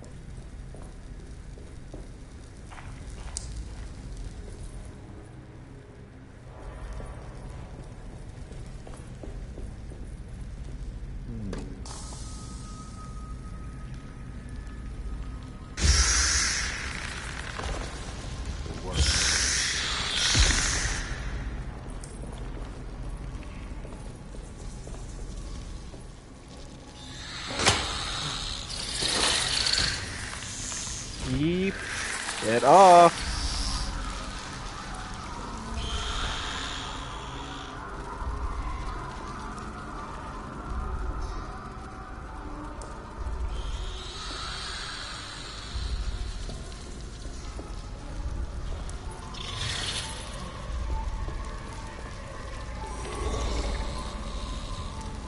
Oh great, not you guys again.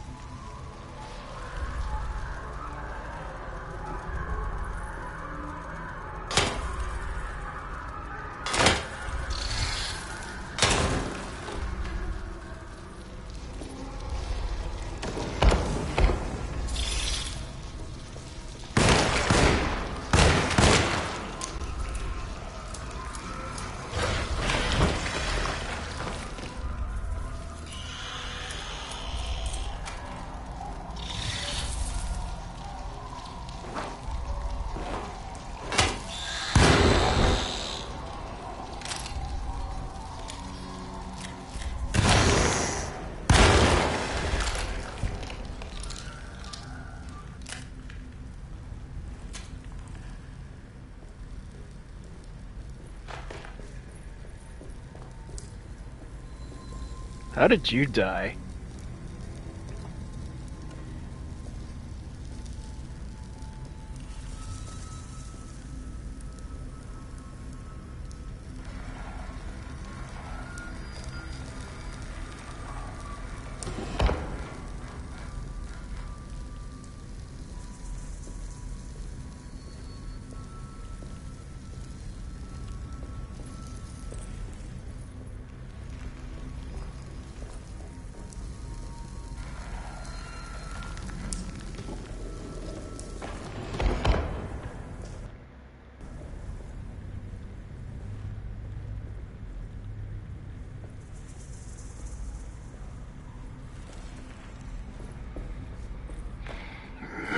Wasn't there another one of these statues that was missing a key of some sort?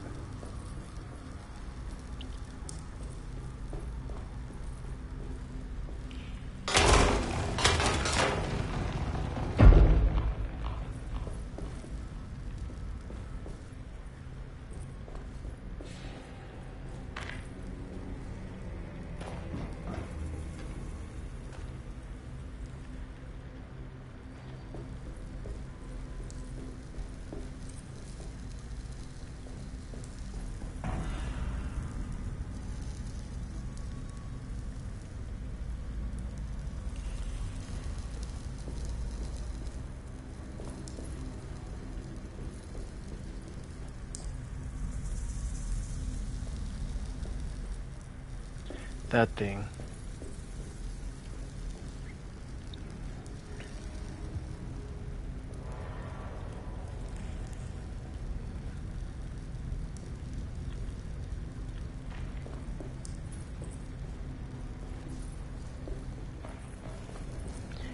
Here we are.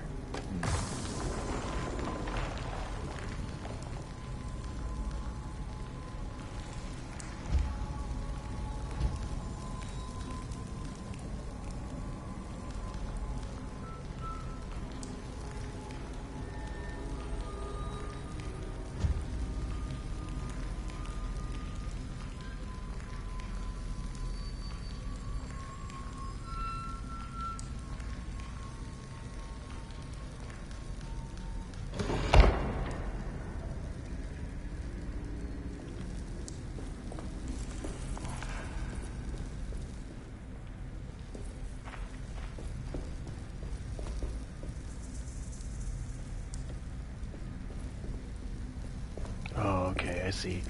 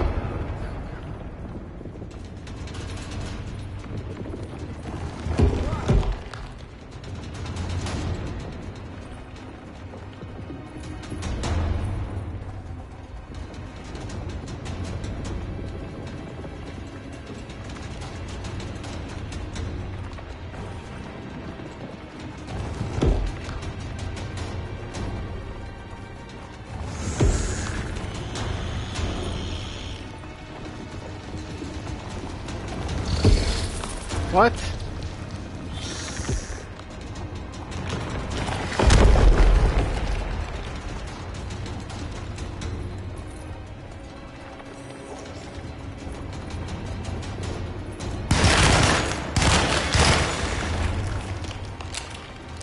I got a trophy called Gangster. Oh, that's funny. This is ready to collapse. No shit, dude. You probably might want to get off your ass and start running.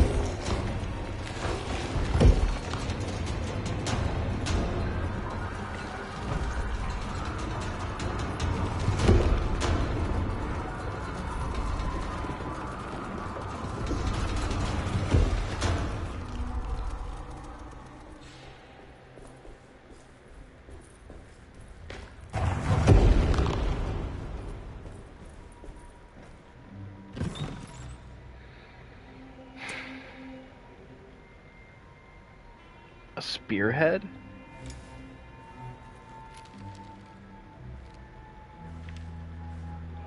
Acknowledge psychological trauma, break through barriers of self-deceit, temper manic behavior. These are the Dark Knight's terms. A contract. Huh?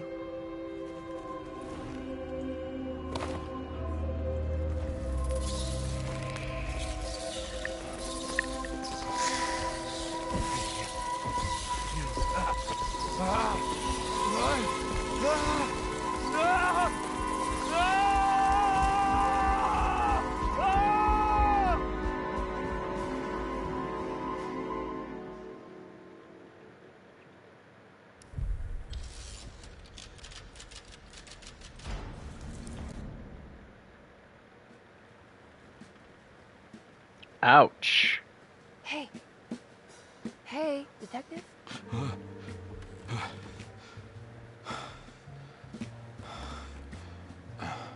What are you doing? Oh, I found something. Great. Was it alcohol? God, no, I just got the wind knocked out of me. I think I know how to break the contract with the Dark Man. What exactly does that mean? Everything going back to normal. All right.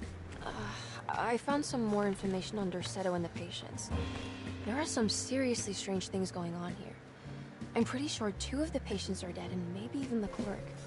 Oh, yeah. I kind of just gave up on worrying about that. Well, just keep your eyes open, I suppose. What were you doing again? Jeremy made a pact with the Dark Man to keep all the madness locked inside Derceto. All right. I'm gonna break it. I just have to... Where is it? Where's the talisman? It's around your neck. Ah! Ah! I worry, Detective. Don't, I'm fine. I worry that you're not much help on this case. At least you're a good distraction. Trust me, you're getting your money's worth. At this Bitch, rate, do you not I'm see an the injuries absolute I'm getting? bargain. Yeah, seriously. Do you not see the injuries I've sustained so far?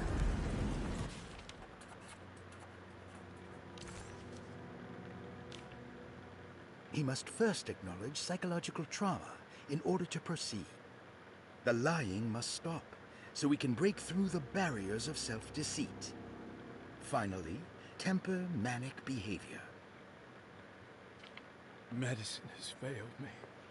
Nothing can be done to dispel the hardwood curse. Only the sacrificial dagger may release the despair from Jacob's eye. Yet, doing so would be the doom of Derceto. Let this been starved, I will stay buried forever. So he must come to terms with all three in order for this shit to break?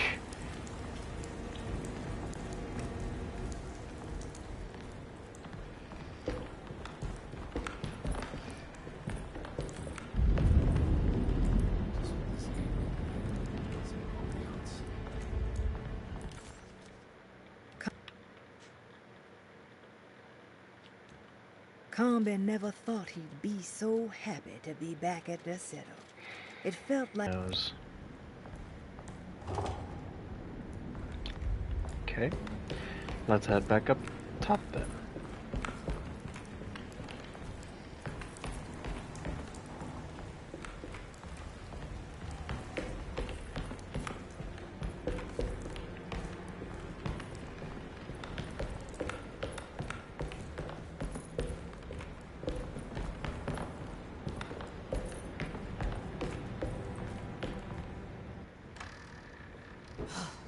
Got to be around here somewhere. He wouldn't leave this house. I don't know what to think anymore. You run into that detective fella? Who is he? Can he be trusted? I think he one of the good guys. Well, you know, like us. Will he be all right with her coming? Praise the mother. You don't need to know about all that. Just help the job. Just calm down. It ain't time yet. God, it hurts. As far as I can tell, Detective Combe seems to be solving problems, not causing them. Just be ready in case he starts anything.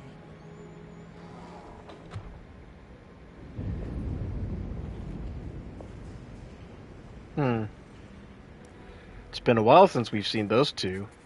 The two orderlies still hadn't found Jeremy. Combe figured this was good news. Emily had reminded him about some strange deaths at Derceto, and Combe wasn't sure who he could trust. Shit, with everything that we've been going through, I probably wouldn't either.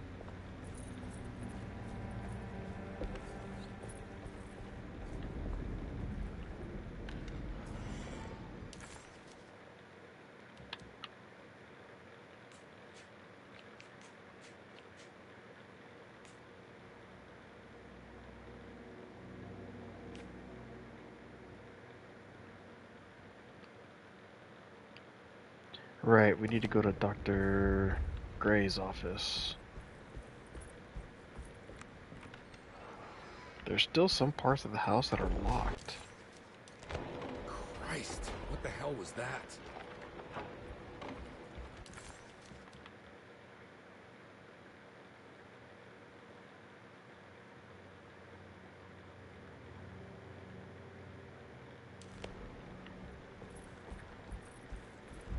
It's blocked.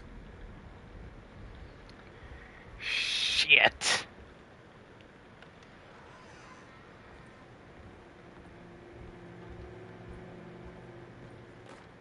Lunacy in the Astarte Artist Colony, a monograph by Yael Klein. In early 1909, the old Derceto plantation outside of New Orleans was turned into an artist's colony. 3 famous European artists rented the house and the surrounding land from the owner, the Ledoux family. The colony was chiefly run by Sebastian Cortez, who was playfully dubbed the Captain by his collaborators, William Arges and Heinrich Kassel. The colony existed for 6 years, until one day all 12 members disappeared without a trace. It is widely believed that their disappearance is connected to the disastrous hurricane that passed through on September 29, 1915, but nothing truly supports this claim. What is known is their frequent participation in New Orleans nightlife, their love for hosting parties, and their elaborate contributions to the Mardi Gras parades as the Pirates of Pontchartrain. Accounts of their lifestyle can be found in almost every gossip column. It can effectively be summed up as carefree and bohemian.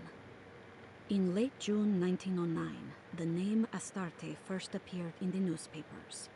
Cortez said the name came to him as he was painting.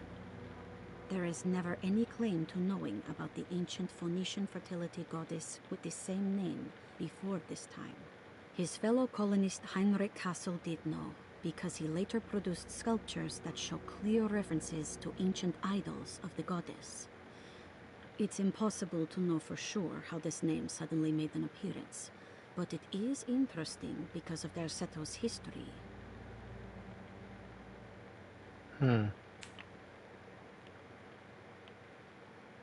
Even the name Derceto is the Greek name of a Syrian fertility goddess. In the case of naming the plantation, Derceto was certainly not an accident. We know that Elijah Pickford intended to build a temple for his cult, for he had distributed pamphlets 2 years prior to the purchase of the land, advertising his intentions. His followers were estimated to be almost 100 men and women, mostly sailors, Maroons, and Cajuns, when the plantation was built. To outsiders, Derceto registered as an ordinary slave plantation, which enabled Pickford and his flock to remain hidden for decades. The official story is that the cult lasted until 1862, when the Union Army came and burned down the plantation and scattered all who lived there. Following the Civil War, new people started to congregate in the ruins of Derceto to invent a new fertility goddess, the Shub-Niggurath. As much as Derceto is a particular name to have heard of, it's not entirely uncommon among the learned. Astarte is equally known and could have been subconsciously chosen by well-read artists. Shub-Niggurath is, on the other hand, very uncommon. Almost impossible that anyone in Louisiana would have heard that name. The name is referenced only in rare books like Unausprechlichen Kulten and the Necronomicon, and is believed to be a bastardization of Arabic words meaning pertaining to the dark young. The few paragraphs printed on the goddess are so upsetting that no one in their right mind would want to build a religion resting on such qualities. The Shub-Niggurath cult was hard to get rid of, but it is believed that despite the police jailing and killing several cultists over the years, the main culprit in the cult's demise is the cult itself, which seems to line up with every instance of cult activity on Derceto's grounds. When Captain J.W. Norton of the Union Army arrived, he described the people at Derceto as malnourished and maniacal. As much as the army tried to save them, they fought back with fervor, as if nothing was going to stop them from slowly destroying themselves. While the disappearance of the Astarte Artis colony remains a mystery, the recurring motif seems to suggest that their fate involved lunacy and a hunger for self-sacrifice to that fertility goddess with 1,000 names.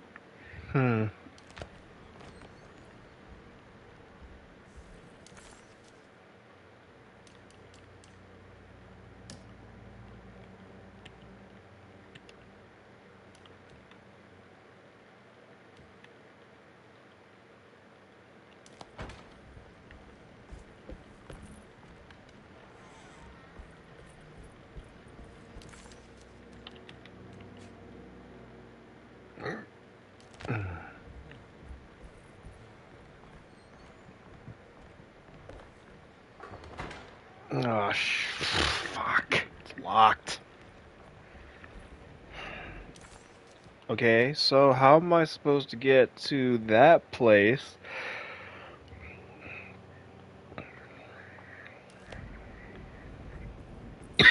I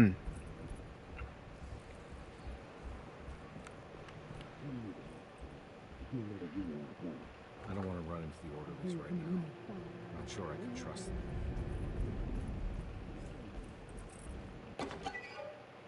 What the? Prisoner of Ice. I think Dr. Gray might be in there. Perfect time to sneak around his office.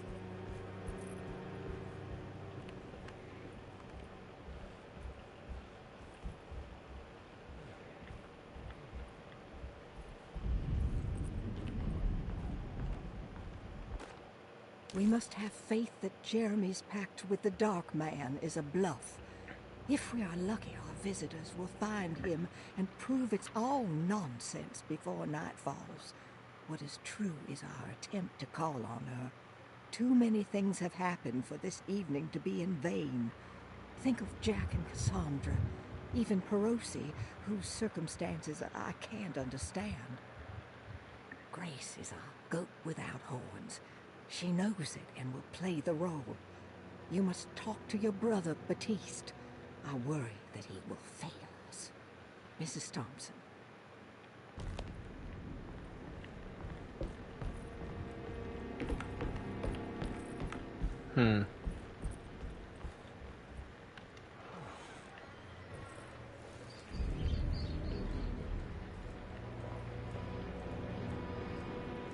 Damn, that water murky. It's blocked. So that's locked. The only way to go is this way then.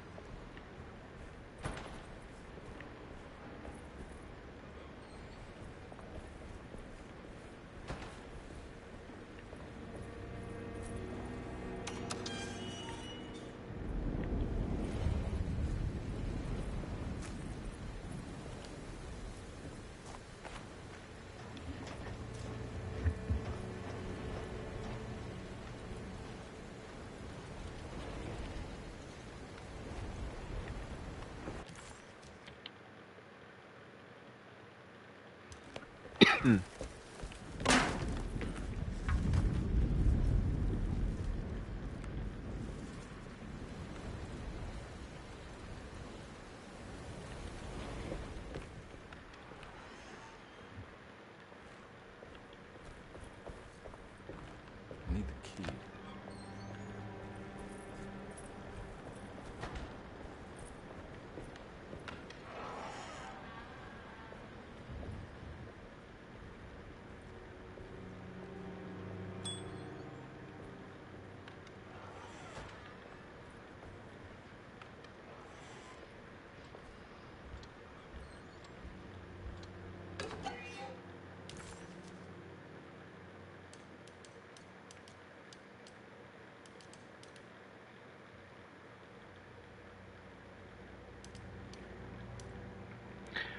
Unlocks a hidden memory in the attic. Unlocks the shotgun cabinet. Forbidden knowledge.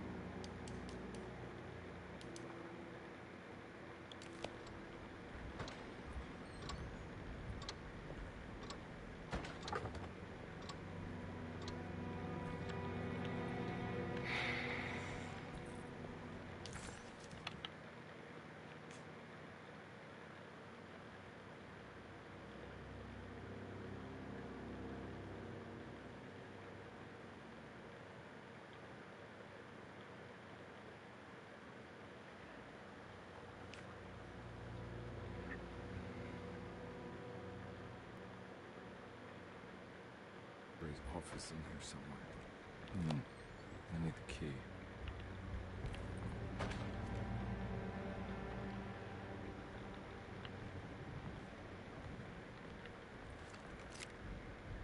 Open up the safe inside the clerk's I don't office. have the combination for this. Maybe Jeremy did. So what? Go to Jeremy's room? As I said before about these games, so much backtracking.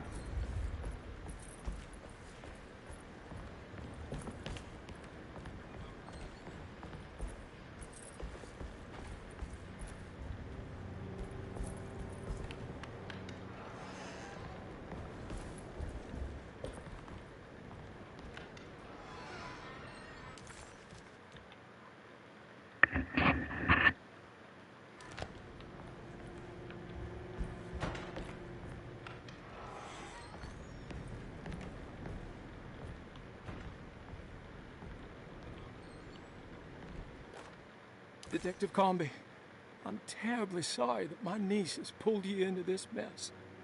Please, with all my blessings, take her away from this cursed place.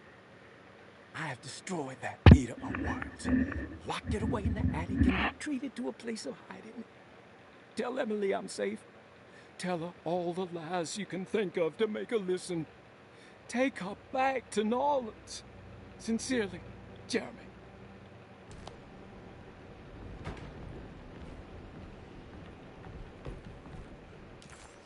He said the attic.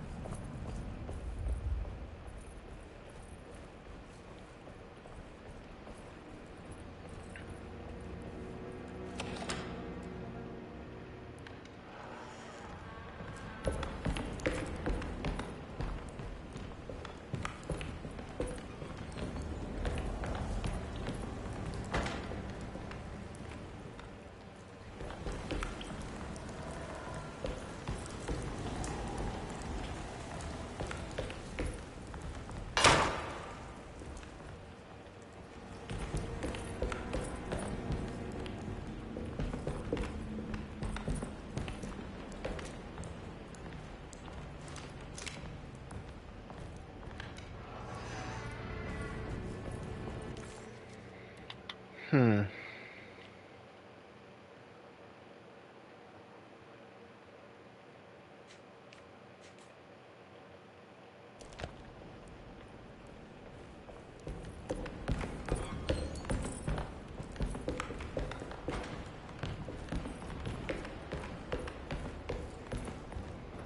Need the key.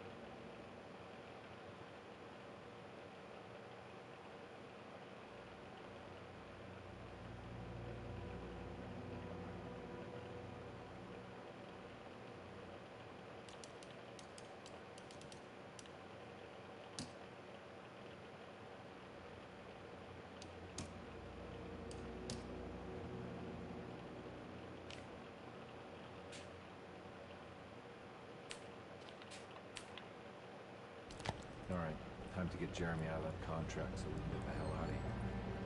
Something tells me I'm gonna have to find a talisman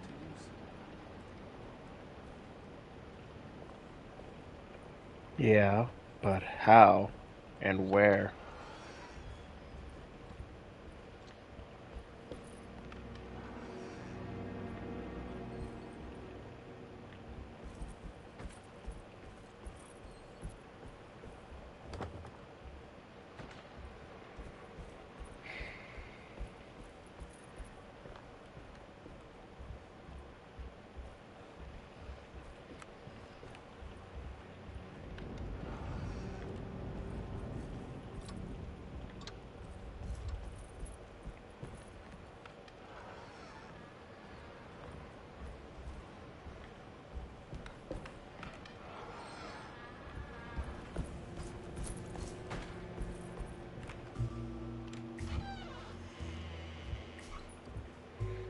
Detective Conby. Good to see you again. Solved your case yet? I'm trying. Hey, Grace, you okay? Oh, she is just peachy, Detective. Are you looking forward to the Feast of St. John, Grace? I can't wait. Kids, ain't they great? What exactly are you planning for tonight? Oh, not much. We eat, we drink, we pay tribute to the wishing tree in the conservatory. The usual. Then why all the excitement? There is just something about tonight. Something is different. I think we all feel it. Besides, we got ourselves some new words for the prayer thanks to your buddy Jeremy. She'll come and turn the world inside out, and things will begin again. That sounds strangely threatening. You should come.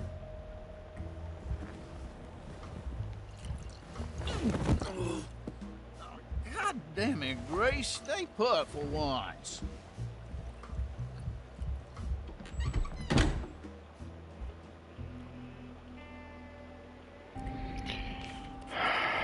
McCarthy was a deadbeat. His mere presence annoyed Conby. It was like watching the worst version of himself mock him by simply being worthless. While Conby enjoyed watching the child outplay the drunkard, there was something terrifyingly familiar about Grace. It was taunting him, like he was supposed to remember, but couldn't. Remember what? There's something missing. Yeah, France is still missing. First floor hall key. Better hold on to these. Wouldn't want them to get lost.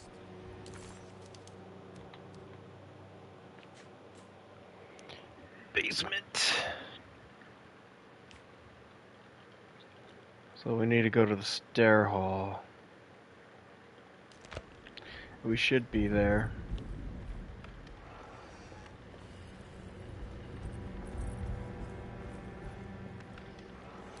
Is there anything in this room?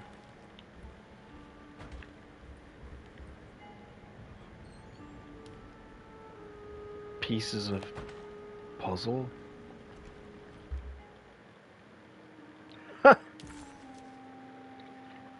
Forbidden knowledge.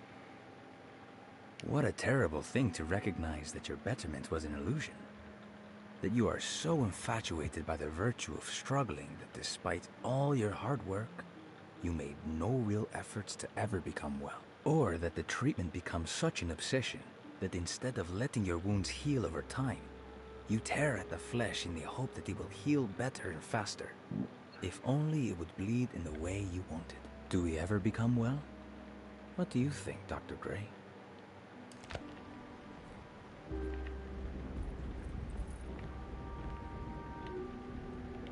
So we got a puzzle here, and we got a key that needs to be used.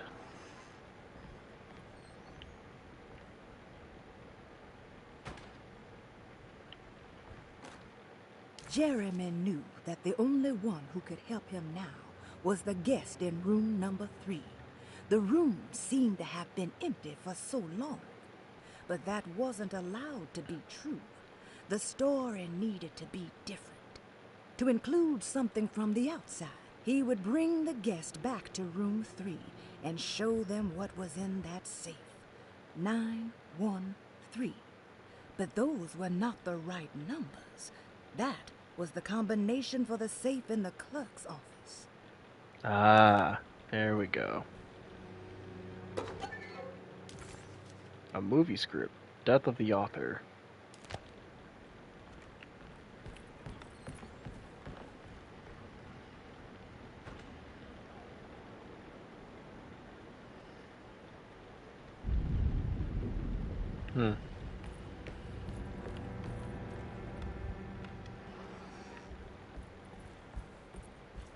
Guess it's a good thing we stuck around in this area. Now, let's get started on what we need to do down below. And then we'll find a good spot to save.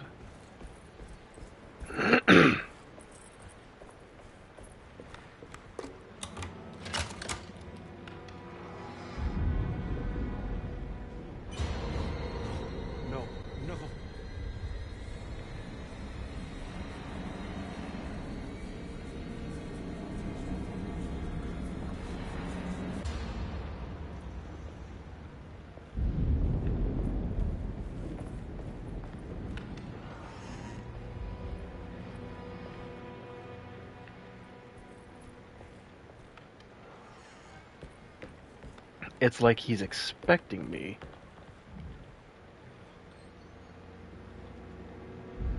What was it? 9, 1, 3? It worked.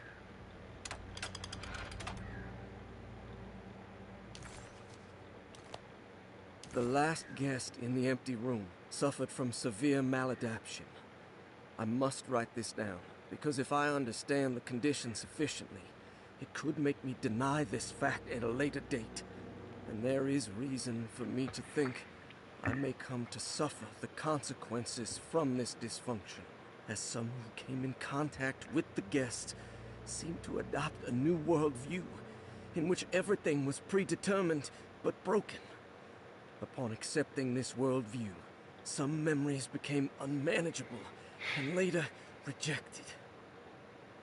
I do not know what this means. I cannot even remember the fate of the guest. I think they were simply misplaced one day and forgotten. Just like all documents pertaining to this guest, they have all been destroyed, or they never existed in the first place. Who wrote this? There has never been a guest in the empty room. Almost sounds like he was losing his memory as he was writing this.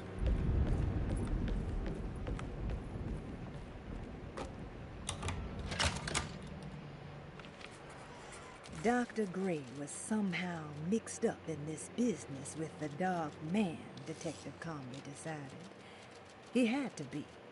Either Dr. Gray was using the idea of the Dark Man to manipulate and torture Jeremy, or the Dark Man was an actual powerful being possessing Jeremy. And in that case, Dr. Gray was simply a stooge. Maybe both could be true at once. Conby felt his mind racing in all directions. No matter what, he had to find a way to break the pact. That was what Jeremy said was needed. It didn't even matter what was true or not. If Jeremy wouldn't leave Derceto before the contract was broken, then Conby had to make it happen. He just wished the steps on the contract made a little more sense. Dr. Gray's office, all to myself. Let's see if we can figure this guy out. Dearest Dr. Manzetti, I find myself in a losing battle with my patient. As I've disclosed in my previous letter, his delusions have him completely captured. It's bad enough that he is torturing himself with paranoia, but his madness turns out to be quite persuasive to others, effectively laying the ground for mass delusion. I am writing to you in hope that you can give me some guidance. Beyond my ambition to avoid devastating surgery on my patient, I have grown worried about my own defenses. The words of my patient are deranged, yet they often resonate with something primitive within me. I have tried photographing his brain with X-rays. It was surprisingly difficult to get good results. Dark blotches on the plates kept obscuring all details. My patient looked at the bad plates and cried out in terror, telling me the dark areas was the shadow of the worm eating him from inside. I could not see anything out of the ordinary. I hope this is a sign that my mind is not as receptive to the madness as I had feared. After further inquiry, my patient described the shadows inside his mind as some kind of chthonic monstrosity that wants to undermine his sanctuary. This is clearly a reference to a place he calls Teroea, a sort of library or convent that works as a psychological haven.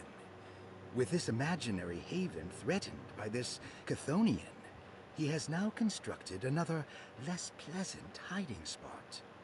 Lately, he has been bringing up a metaphor of a steamboat that has run aground, that he feels like he needs to start the engines and reverse, but he is afraid that the hole in the hull would cause the whole ship to sink. I've been watching him turn this metaphor into reality for the last week. He knows it's made up, but he is doubling down, trying to make it a real memory. I feel certain that this is my chance to break through the barriers of his self-deceit.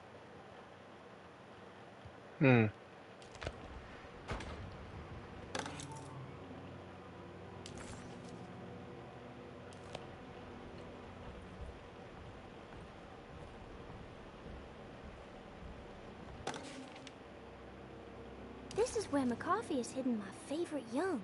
It's very important. I have finished tidying up Miss Beauregard's belongings. I will leave it to you to contact her agent and have them collect her things. I found one of Grace's drawings she might want back, along with this key in her room, which I believe you've been looking for. Mrs. Thompson.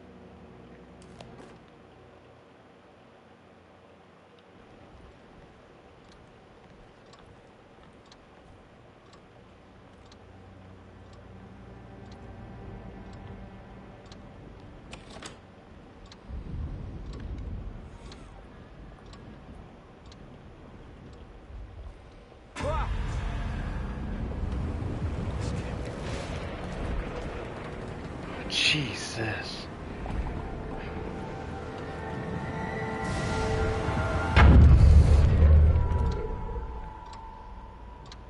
Come on, really? Alright, let's head back upstairs.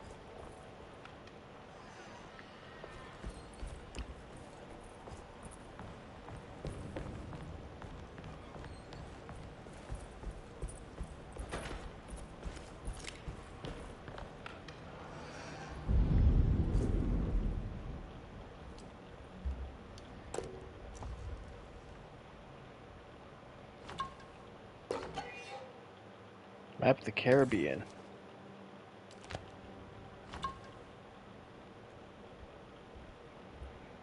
Oh, thank goodness.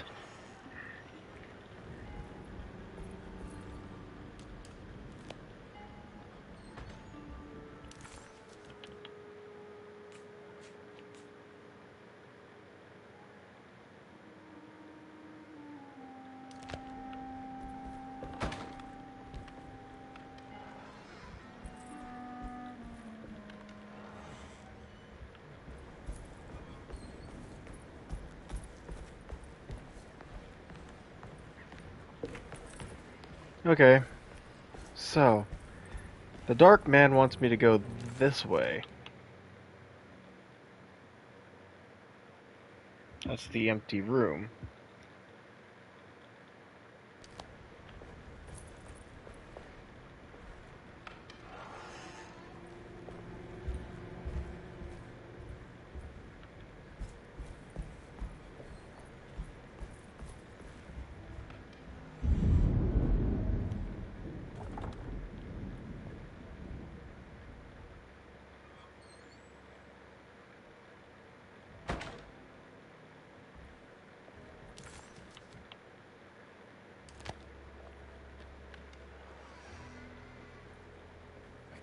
take this much more.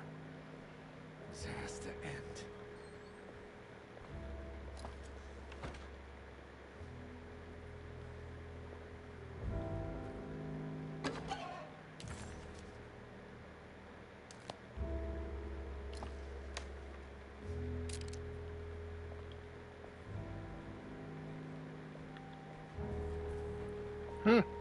My kind of atmosphere.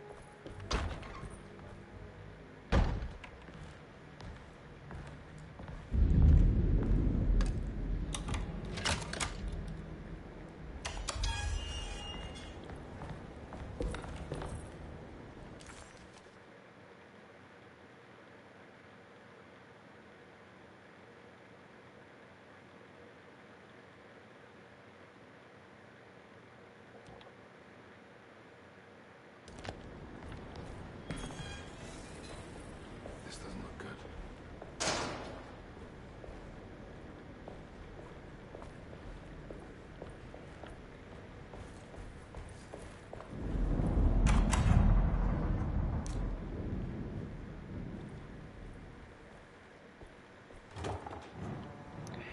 Needs a key. What's this?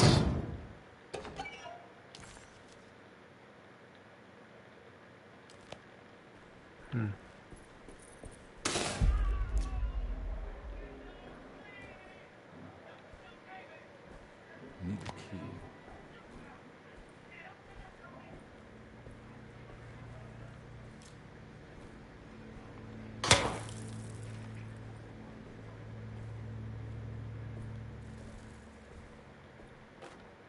Radiography. Patient Jeremy Hartwood. Date June 14, 1930. Plates. Jeremy's skull proved difficult to capture properly. Partial radiographs worked best. A complete picture of the brain can be assembled by piecing 3 plates together. Observations. Even when looking at an assembled version, a shadow covers significant parts of Jeremy's brain. Possible tumor, but more likely that the equipment is failing. Jeremy reacted strongly to the pictures and claimed to see a giant clay worm eating and displacing his memories. Notes.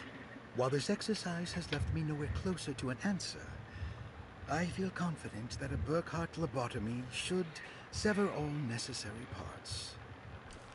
Yikes. Hypothetical psychosurgery based on the ideas by Burkhardt and the St. Petersburg research could end up saving Jeremy's mind. Severing the connections around the frontal lobe would certainly solve most mental afflictions. The procedure would be brutal in performance, as well as in efficiency. An ice pick pushed through the edge of the eye and into the skull would untether the nerves like Alexander cutting the Gordian knot. As this would likely leave Jeremy in a very different condition, all other paths should first be explored. The medical instrument I would need for this lobotomy is missing, and I should have Waits order a new one.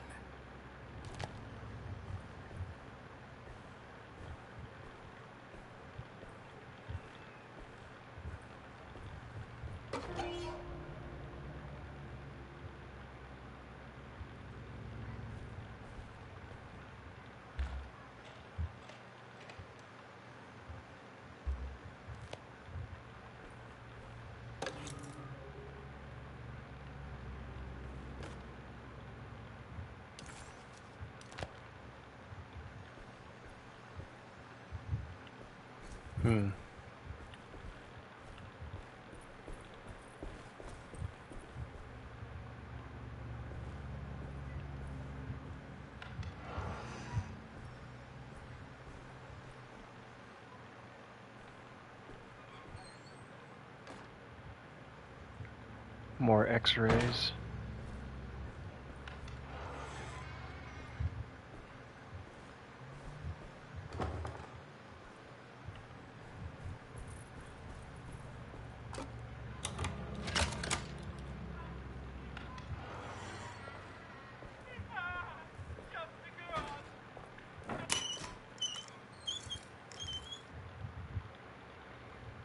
Don't mind if I do.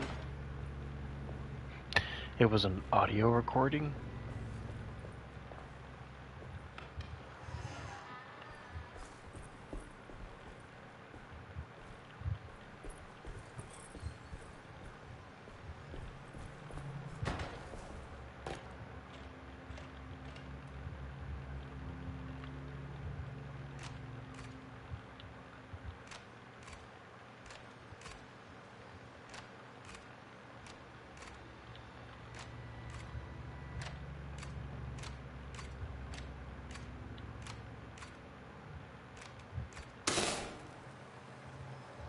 That's better. Dr. Gray had been putting Jeremy through some thorough medical investigation.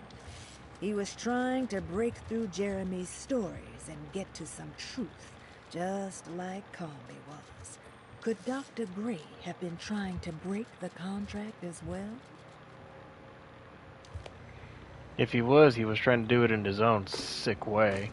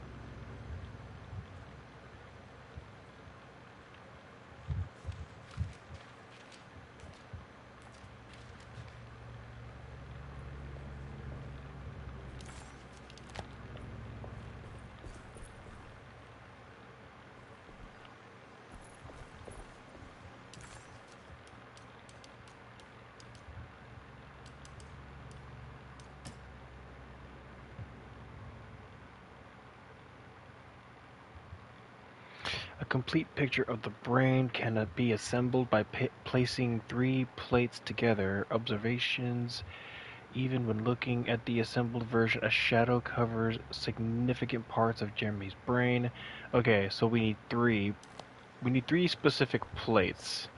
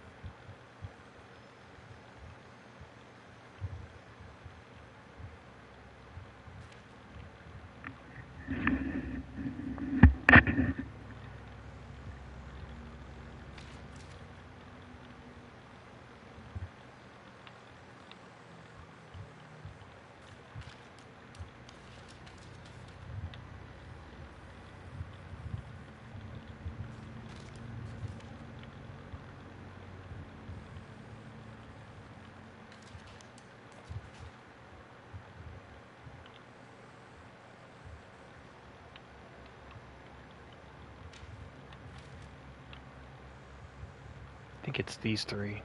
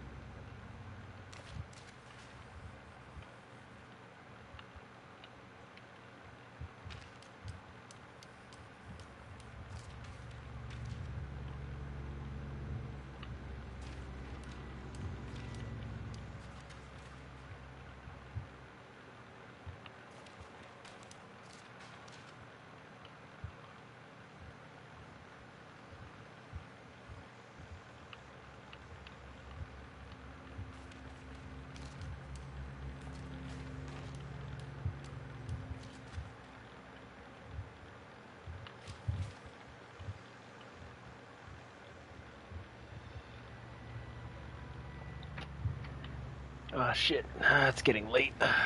Well, for me anyway. Wasn't planning on taking this long for one puzzle.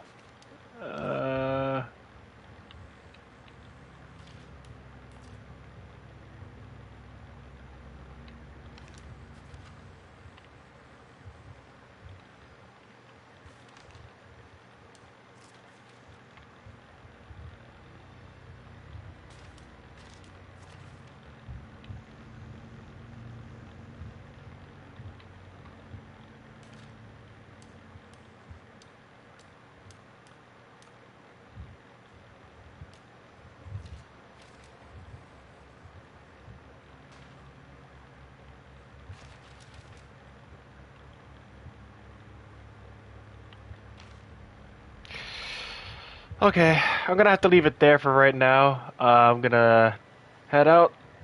I'm gonna end the stream there. Now's as good as any time as any. In any case, if you kept up with me this far, you've enjoyed what you've seen, please be sure to hit that like button. Helps me get out there. Like and share this. Like and share this helps me get out there more, and it definitely means a lot to me. If you want to remain updated for any games that I have planned to play in the future, either with friends or by myself, hit that sub button and the bell on the side to be notified, and I will see you guys next time. Hopefully it's not too long. Like I said, I do miss streaming. Unfortunately, there's just times where, you know, I'm not gonna have the house to myself. Quiet house means I can actually stream. But this weekend, I was lucky enough because I'm dog sitting. So, yeah. Until then, everyone, I hope you guys have a fantastic week. And as always, stay gold. Bang.